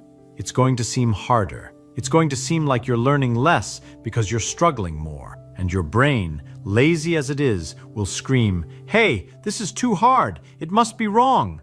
Let's go back to highlighting text. That felt nicer." If you listen to that voice, you've lost. The difficulty isn't a sign that you are failing. It is physical proof that you are learning. If you change your technique and feel like your brain is frying, congratulations, you just found the way. Don't retreat to comfort. Self-regulation is the discipline of feeling the discomfort of inefficiency, adjusting to a harder technique, and enduring the pain of growth. You need to be ruthless with your own method. Don't fall in love with the way you study. Fall in love with understanding. If a tool doesn't work, throw it out and grab another. Test, fail, adjust, repeat. If you do this, you stop being a passive passenger in your education and become the pilot. But even if you have the mindset, the focus, the deep processing, and the self-regulation, there is a final villain, a silent thief that steals everything you've achieved while you sleep. You can understand everything today, be an absolute genius at 10 p.m., and wake up tomorrow a complete ignoramus. And it's not your fault, it's biology. But there is a way to hack this too. The villain I mentioned? His name is decay. It is the law of entropy applied to your memory. You built that beautiful house of cards of knowledge last night, and this morning, the wind blew and half of it fell. This is biological. It is inevitable. As soon as you learn something, that information begins to fade. Your brain is a machine of efficiency. It doesn't want to waste energy maintaining neural connections for information you don't use. So it cleans house. And if you do nothing, you are going to spend your whole life filling a leaky bucket, learning and forgetting, in an eternal cycle of mediocrity. How do we stop this bleeding? We enter the fifth and final dimension, the one that guarantees knowledge stays, retrieval. And please, for the love of physics, do not confuse this with reviewing. Reviewing, for most of you, is scanning your colorful notes and saying, "Oh yeah, I remember this." Lie. You don't remember. You just recognize. Recognizing is passive and easy. Retrieving is active and painful. Retrieving is closing the book, looking at the ceiling, ignoring your notes, and forcing your brain to reconstruct the concept from scratch. It is dragging the information out of long-term memory. It is the difference between looking at the answer to a math equation and thinking you understood it, versus having a blank sheet in front of you and having to solve the equation yourself. The secret here is timing. If you try to retrieve 5 seconds after reading, it's too easy. It doesn't count. You need to let the forgetting start to act. You need to let the rust set in a little. This is what we call spaced retrieval. You learn today, try to remember tomorrow. It's going to be hard. You will stutter. But when you manage to pull that information back from the depths, you send a powerful chemical signal to your brain. Hey, stop! Don't throw this away. I need this. You reset the forgetting curve, and every time you do this, the memory decays more slowly. You are literally refilling the memory before it empties. But there is a final trap for those who think they are clever. Don't be a flashcard robot. Many of you fall into the error of practicing retrieval in an isolated way. You memorize definitions like parrots. What is the mitochondria? The powerhouse of the cell. Great. You memorize the phrase. But if I give you a complex biology problem where cellular energy is the key, you freeze. Why? Because you practiced isolated retrieval, not integrated retrieval. The golden rule is, practice how you play. If in the real world, or on your exam, you need to solve problems, it's useless to practice reciting definitions. You need to retrieve knowledge by applying it. Mix up the subjects. Use interleaving. Attack the problem from different angles. Force your brain to not just remember what it is, but where and how to use it. Now you have the complete map. You have the 5 keys. But having the treasure map doesn't make you rich if you don't start digging. And most of you, unfortunately, love collecting maps and hate picking up the shovel. Mindset to accept the mistake. Self-management to create the space. Deep processing to weave the web. Self-regulation to pilot the process. And retrieval to beat time. But let me tell you one last inconvenient truth, perhaps the most important of all. Knowing how the engine works doesn't make the car go. You can watch this video 100 times. You can tattoo deep processing on your forehead. But if you don't close this tab right now and go there, in the silence, to fight against the confusion and the urge to give up, nothing will change. The first principle is that you must not fool yourself, and you are the easiest person to fool. Do not confuse the familiarity of watching a video with real understanding. Nature cannot be fooled. Your brain cannot be cheated. Either you build the connections or you have nothing. If you made it this far, if you endured the complexity and are willing to embrace the discomfort, you are already part of an absolute minority. Prove it now. I want you to make a brutal diagnosis of yourself right here and now. Which of these 5 dimensions is your anchor? What is your speed limiter? Is it the fragile mindset? Is it the lack of focus? Is it shallow studying? Comment below with the exact phrase, "My limiter is," and complete it with the dimension you are going to destroy starting today. Make it public. Commit to it. Most people will close this video and go back to the comfort of the shallow, of the illusion of competence. They will continue studying a lot and learning little, frustrated, blaming a lack of talent, but not you. Now you know that talent is a lie. What exists is the method. You have the choice to step out of the cave. Learning to learn is the superpower that makes all other superpowers possible. If you master this, there is no book too hard. There is no concept too complex. The whole world opens up for you to play. And if this spark lit something inside you, if you felt that tingle of curiosity you haven't felt in a long time, smash the like button. Not for the algorithm, but as a signal to yourself that you value depth in a world addicted to superficiality. Subscribe to the channel if you want to continue exploring the universe of knowledge without training wheel. Class is dismissed. Now, the real work. Imagine for a moment that genius isn't a type of person, but a way of thinking. Many people believe they were born with a brain bad at learning, as if the mind came with a permanent factory label. But that's just the snapshot of a brain that got used to working in only one way, usually a lazy, automatic way, untrained for deep thinking. The good news? The brain is plastic, highly plastic, a living muscle that reorganizes itself when we demand more from it. Neuroplasticity, that elegant word that sounds like it came from a futuristic lab, basically says, if you train me, I change. It doesn't matter your age, academic history, or how many traumatic report cards you have from the past. The mind learns to learn, and that means intelligence, focus, and depth aren't destiny, they're practice. But here's a detail almost no one tells you. Reprogramming the way you think takes time, months, maybe years. But the difference is, when it changes, it really changes. And that's what transforms someone ordinary into the type of person who understands quickly, connects ideas, solves problems, and learns without suffering. To start, we need to answer, what exactly makes someone seem like a genius? Usually, 2 things stand out. Off-the-charts memory. It's not magic. It's the result of how information was encoded the first time. A bad memory almost always comes from a bad first contact. Deep understanding.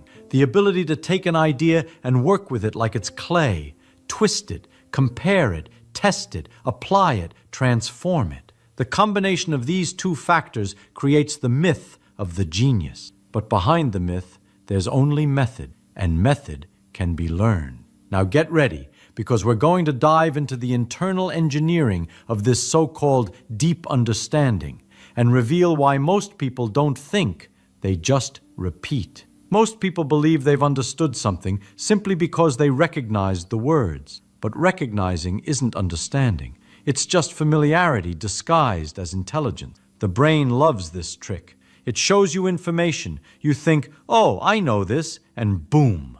The mind closes the book before even really opening it. It's like seeing the cover of an airplane manual and thinking you can already fly. This kind of superficial thinking creates an illusion of knowledge that, deep down, prevents real learning. Deep understanding is born when you force your mind to explain, not just repeat. This is where the game changes. Explaining is dismantling an idea and reassembling it with your own pieces. It's transforming information into structure. When you explain something in your own words, the mind is forced to use real cognitive energy. And this activates the neural networks that consolidate memory, reasoning, and clarity. It's like switching from a weak flashlight to a spotlight. You see angles that weren't visible before. But there's another extremely dangerous cognitive trap: automatic thinking. The brain loves shortcuts because they save energy. But mental shortcuts are like trying to learn math using only magic tricks. They seem to work for a while, until you encounter a real problem and everything collapses. Thinking deeply requires effort and slowing down. It's the moment when you tell your brain, hold on, Let's understand this properly, and that's when the miracle begins. But effort alone isn't enough. You need to ask the right question, the question that activates insight, the question that forces your brain to leave the surface. And that question is simple. Why is this true? This has been found repeatedly in studies on learning and appears as a critical mechanism for converting curiosity into solid understanding. When you ask why, your mind is pushed into the internal engineering of the idea. It's like opening the box and looking at the engine inside. You separate cause and effect, understand relationships, identify what matters, and discard what doesn't. It's a type of thinking that transforms an average student into someone capable of creating, improvising, and innovating. Another powerful practice is testing whether you really understood something by trying to apply it in a different context. If the idea only works in the original example, you memorized, you didn't learn. But if you can move the concept to another scenario, twist it a bit, adapt it, play with it, then your mind starts operating in genius mode. And here comes an important, almost amusing detail. The brain doesn't like to think deeply, but it loves the feeling of having understood something deeply. It's like climbing a mountain, tiring during, satisfying after. The difference is that when you really think, this after transforms everything. Memory improves, focus improves, reasoning improves, even your confidence changes. Now that you understand the danger of automatic thinking and the power of explaining, asking, and applying, let's move to the next layer: how to transform curiosity into a permanent learning engine. Curiosity isn't just a pleasant feeling, it's a biological force, a survival mechanism that pushes the brain to solve mysteries. But there's a secret here. Curiosity doesn't arise from what you already know, but from what you almost know. The mind gets hooked when it perceives a small gap, something within your reach but still outside your domain. It's the famous, "I almost got it." This gray zone is the spark that transforms interest into deep attention. And here's the crucial point. You can create this spark deliberately. How? By asking questions that create cognitive tension, not anxiety, but that slight discomfort that makes the brain want to complete a pattern. Questions like, what am I missing? Which part of this still doesn't make sense? Or, if this were false, why would it be? Push your mind into an activity it normally avoids, real investigation. When you investigate, the brain lights up areas connected to motivation, memory, and reward, and learning accelerates. But there's something even more interesting. Curiosity multiplies when you transform knowledge into a mental game. For example, trying to predict the next part of a concept before reading it, or trying to answer a question before seeing the answer. Neuroscience shows that when you try to guess something, even if you're wrong, your brain activates learning areas much more strongly than when you just receive information ready-made. Mistakes, in fact, are fuel for sophisticated learning. They create contrast, and contrast creates clarity. Another essential aspect is allowing yourself to play with ideas. Many people think serious reasoning requires rigidity, but the greatest insights come when you allow your mind to make unlikely connections. Playing intellectually is an elegant way of telling the brain, look for new patterns, and when it looks, it finds. But this play has one rule. You need to feel free to make mistakes. Without this freedom, the brain becomes defensive, rigid, trying to seem right instead of trying to understand. And here's the key that transforms curiosity into permanent skill. You must learn to fall in love with the question, not the answer. Answers are static. Questions are expansive. When you cultivate good questions, you create an internal engine that keeps running even after the video, class, or conversation ends. This is how genius minds operate. They don't accumulate answers. They manufacture irresistible questions. Now that you understand how to activate curiosity and convert it into real learning, we're ready to enter the region where genius really begins. The brain doesn't learn in large blocks. It learns in strategic fragments. The human mind wasn't made to absorb large blocks of information at once. It was made to break the world into small, manageable, meaningful pieces. When you try to learn something huge all at once, your brain goes into protection mode. It freezes, disperses, pushes everything away. But when you present content in smart fragments, almost like puzzle pieces, the brain does exactly the opposite. It approaches, organizes, and connects. Imagine this. Each piece of information is like a knot.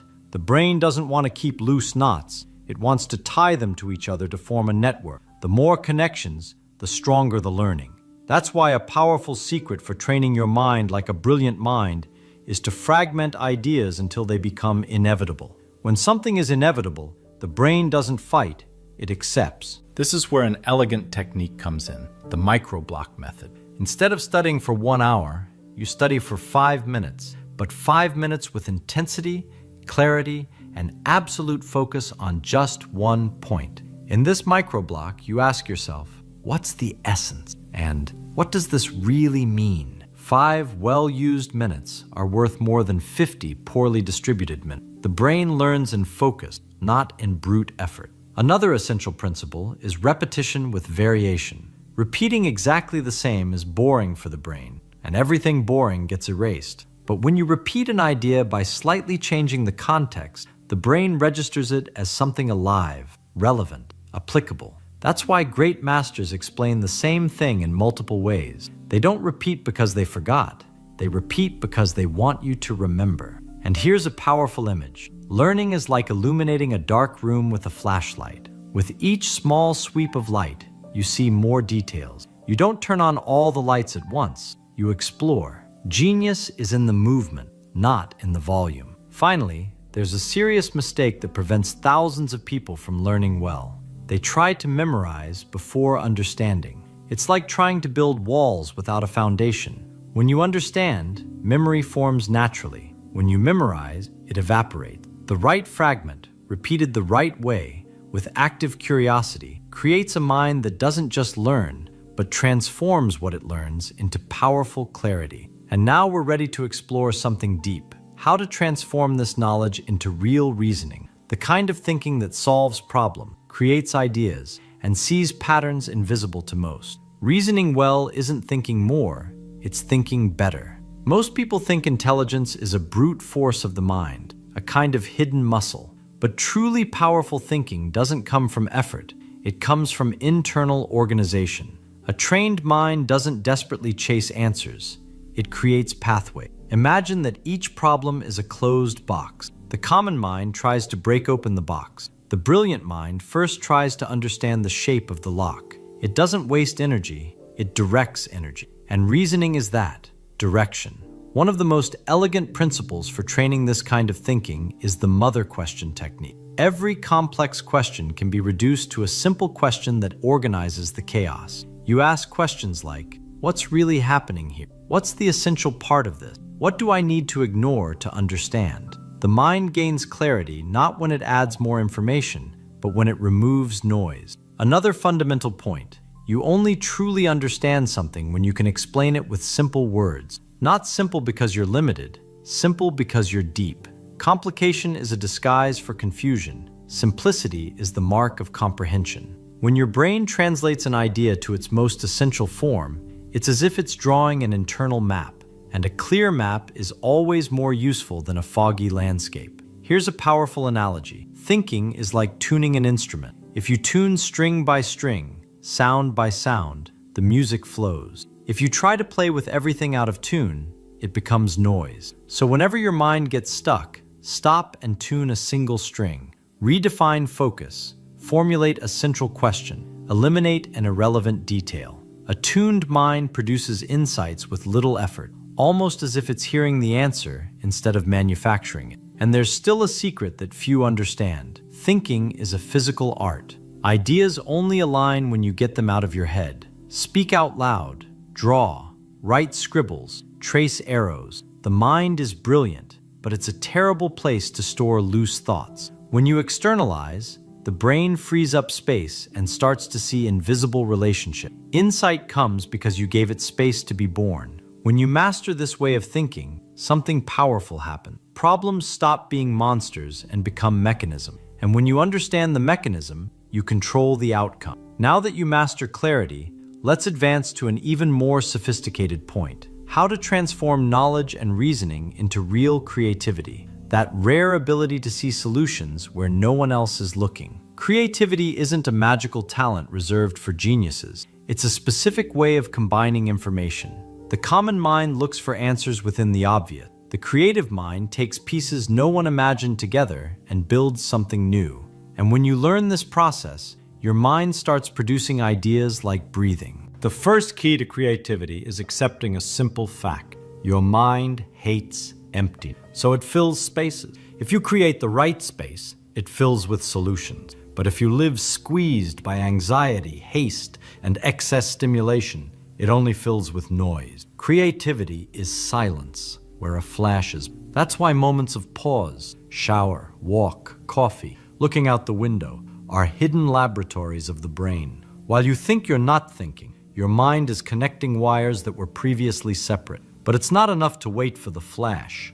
Creative insight is an active process, almost engineering. First you collect pieces, then you dismantle, then you recombine. A simple and powerful way to do this is to ask, what if I do the opposite? What if this works without this part? What element can I steal from another area and put here? The world's most creative minds don't invent from scratch. They transplant ideas. And here comes one of the most elegant techniques for training the mind like a genius: cognitive contrast. When you compare two distant ideas, physics and cooking, music and math, art and engineering, your mind creates bridges. And it's on these bridges that unique solutions are born. The more varied your repertoire, the more powerful your capacity for invention. A narrow mind creates little.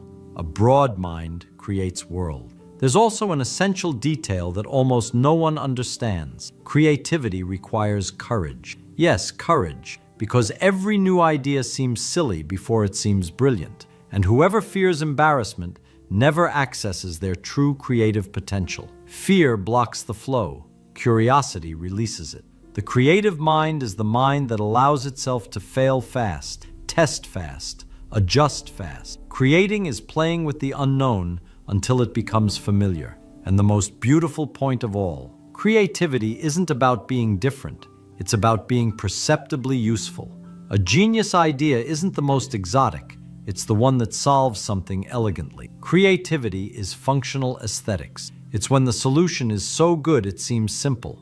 But it only seems that way because you did the hard work of really thinking. Now that you master reasoning and creativity, let's enter the territory that separates common minds from extraordinary minds. How to transform knowledge, clarity, and creativity into real skill. The ability to learn anything quickly. Learning fast isn't a gift, it's method.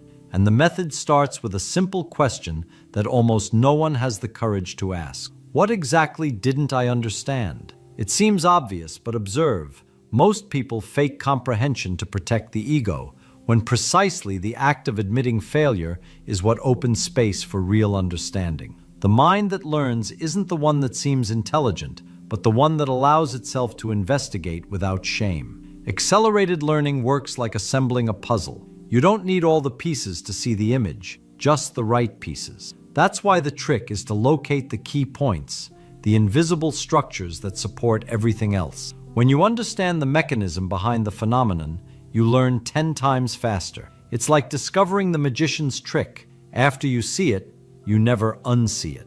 And here's a detail that changes everything. Asking is smarter than answering. Each well-made question stretches the brain, forces clarity, and reveals shortcuts. So think now, really think. What subject in your life haven't you mastered yet because you never asked the right question about it? Hold that reflection for a moment. The ability to learn also depends on the skill of breaking complex subjects into smaller, chewable blocks. The most common mistake is trying to understand everything at once and drowning the brain. Don't do that. Instead ask, what's the smallest part of this I can understand now? And then build on top. A brilliant mind doesn't run, it stacks. But none of this works if you don't apply the maximum rule of learning. Teach to understand. When you explain something in your own words, the brain is forced to organize the idea, detect holes, correct flaws. Each explanation is a workout. Each explanation makes you sharper. The more you teach, the more you learn, even if no one's listening. Now, I want you to do something for yourself. What skill have you been postponing learning because it seems too difficult? Write it in the comments. Yes, write it. I read all of them, absolutely all of them. And if you leave your difficulty there, I can help you dismantle that skill into simple, clear steps that finally make sense. Because the truth is this: the distance between you and your next great competency isn't talent, it's method, and you're learning the method. By this point, you've realized an exceptional mind isn't born ready. It's built, piece by piece, decision by decision. And the most interesting thing is that after you change the way you think, the world starts to change with it.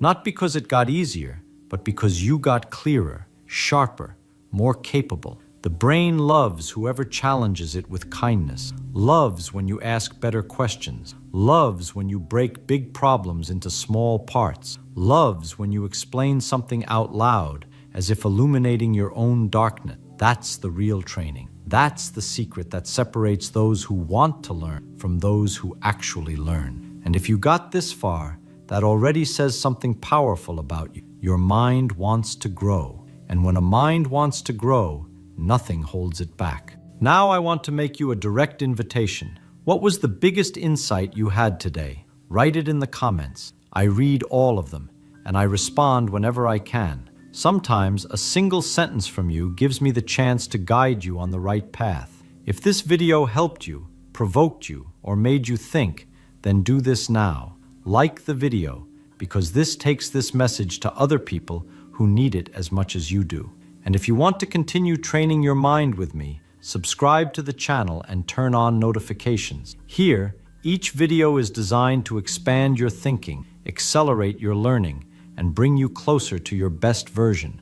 Not the perfect version, but the possible version, built day after day. Thank you for being here. Now go out there and use your mind, not as a spectator, but as the author of your own thinking. See you in the next video. The secret isn't forcing memorization, it's lighting a child's curiosity. Every word you say, every gesture, every how you offer can repair or build a bridge in their brain. Curiosity isn't a small detail of genius, it's the root. It's where big ideas, world-changing projects, and human progress begin. Learning quickly and easily almost always connects to genuine interest. A person who's obsessed and takes pleasure in what they do learns far faster than someone who sees no point in it. Here's the key. To turn a child into someone who learns for pleasure, not obligation, follow 3 simple principles. Simplify any topic, make learning fun, and listen with the same intensity with which you teach. The method I'm proposing follows that path exactly. First, choose an image or an object that tells a story. Second, describe that story in very simple language, the way you'd speak to a 7-year-old. Third, ask the child to explain it back in their own words, without fear, without immediate correction. Here's the power. When a child tries to explain, they organize their thinking, reveal gaps, and form links between what they see and what they feel. When you correct, don't say, "That's wrong." Correct with a new example, a mini experiment, or a concrete gesture. And always celebrate the attempt, not just the right answer. That builds courage. Without courage, there is no deep learning. Now let's put this into practice. Imagine teaching fractions with cookies. Take 6 cookies, or pieces of paper, place them in front of the child and say, "Let's divide a treasure." Ask them to make 2 equal piles. Watch. If they hesitate, ask, "How do you know they're equal?" Let them explain. If their explanation fails, don't give the answer. Show 2 piles and ask them to swap 1 cookie between the piles so they can feel the difference. Then ask them to tell the story of what happened in their own words. When they say, "One got bigger," turn the phrasing back to their perspective. Yes, when we swapped a cookie, that pile got bigger. Why do you think that happened? That pushes argumentation and language. For new vocabulary, use the same tactic. Image plus phrase in the child's native language plus acting it out. Then ask them to teach it to you. At first it's translation, then independence follows. She'll start thinking in the new word without translating. Create micro-routines of 10 to 20 minutes that always end with the child saying, "Teach me." For example, 10 minutes of picture reading, 5 minutes to draw the story, and 5 minutes to explain it to you, without looking at the book. In each session, ask only 2 key questions. What did you understand? And how would you explain this to John? Using a friend's name forces simplicity. Use role play. Turn the child into the teacher for 3 minutes. Give them an imaginary blackboard, ask them to explain, then follow up with genuine curiosity. That simple game builds autonomy and creates a repetition rhythm that locks the mental structure in place without boredom. Never underestimate the power of tone. The words you use when you correct shape a child's identity. Instead of, "You're wrong," try, "Interesting. Tell me again how you got to that." Swap wrong for not yet. Small phrases make huge emotional repairs. The same goes for praise. Instead of, "Good job," say, "I see you tried X and noticed Y." That shows your brain is connecting ideas. That teaches process, not outcome. When a child says, "This is hard," turn it into an operation. Which part is hard? Pick one word: confused, long, boring. And let's sketch a single step to fix that. You're teaching metacognition, thinking about thinking. Metacognition is what separates repeaters from masters. Bring movement and multisensory experience in. Walk around while you explain. Draw in the air with your finger. Use objects. Do short dramatizations. The body helps the brain lock in abstract logic. For math, build stories with characters. For science, run tiny experiments. A cup of water, a balloon, a shadow. For reading, turn pages into maps. Where are we in the story? Draw the character's map. Use songs and rhymes for grammar and vocabulary. Keep the element of surprise. Change rules, swap roles, offer symbolic rewards, a teacher for 5 minutes certificate. Curiosity is the engine. Your job is to keep it burning with small, manageable failures that provoke questions, not with pre-cooked answers. Think long-term. Transformative education isn't a magic trick. It's a habit of connection. Listen to the questions children ask and answer with another question that forces them to build meaning. If a child asks why 3 times in a row, you have a gold mine. Let them lead the experiment. Take notes, drawings, marks, and at the end, ask them to summarize in one simple sentence. Track progress with a wall of small wins. Not cold grades, but entries like, "Today I explained why the moon looks bigger." Those records become emotional fuel. The child sees their trail of progress and wants to keep going. And you, as the teacher, must be vigilant. Every word you say is liquid that molds beliefs.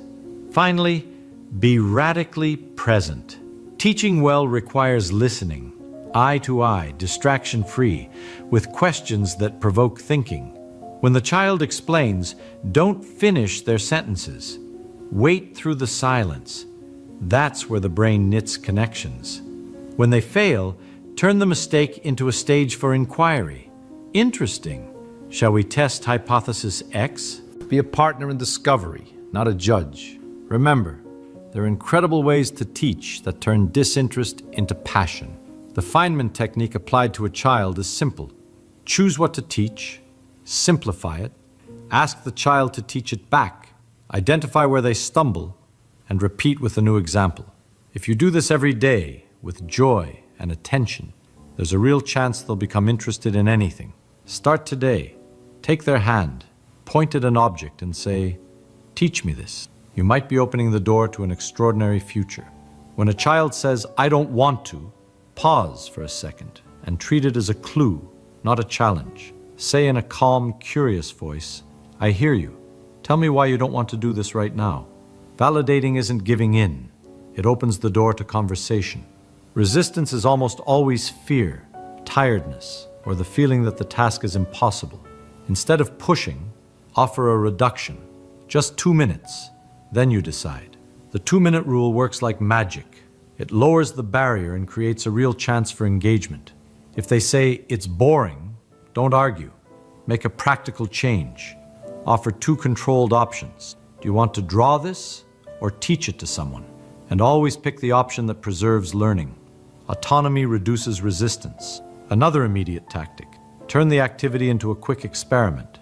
Let's just test this like scientists. Make a hypothesis in 30 seconds. Kids love testing hypotheses. Being a scientist becomes a game. In daily practice, have go-to phrases at the ready. If a child says, "I don't want to," respond, "Okay, tell me which part bothers you." If they say it's hard, ask, "Which little part is hard? The words, the idea, or the drawing?" If a parent questions you, say, "I understand. Want to see a 5-minute demo now?" These short phrases steer the conversation toward action, not debate. Use micro-rewards and social roles. Offer a sticker for effort, or turn the learner into the teacher for 3 minutes. Often the child who resists just wants to prove they can. Giving them the teacher role activates pride and reduces pushback. If resistance persists, break the task into 30 to 60-second steps and celebrate the smallest effort. You started. That's already courage. Document quickly. Take a fast photo of the child explaining and ask for 1 sentence. "Today I taught," in 2 weeks, show this material to parents or administration. Simple evidence defeats skepticism. Finally, memorize 3 lines that always work. Validation plus question. "I understand. Why do you prefer not to do this now?" Reduction plus choice. "Just 2 minutes. Or would you rather do it later?" You decide. Light challenge plus role. "Teach me just 1 part. If you don't like it, we stop." Never force a child to do something they don't want to do. Stop. Calmly ask, "Why don't you want to do this now?" And really listen. The answer is the clue to adapt the activity. Rather than impose, offer choices, shrink the task, and turn it into a game or role until interest emerges. That's how you teach with respect, effectiveness, and joy, and create learning that lasts. If you found this method useful, subscribe now so you don't miss the next videos. Here, practice beats theory. Leave a like if you found it helpful, and comment below what you'll try first. Write 1 line, or share a result. I read everything. Share this with a teacher, parent, or caregiver who needs it. Tag someone who will put it into practice. Hit the bell to get the next micro sessions and ready-made lesson scripts. Let's turn curiosity into habit. See you in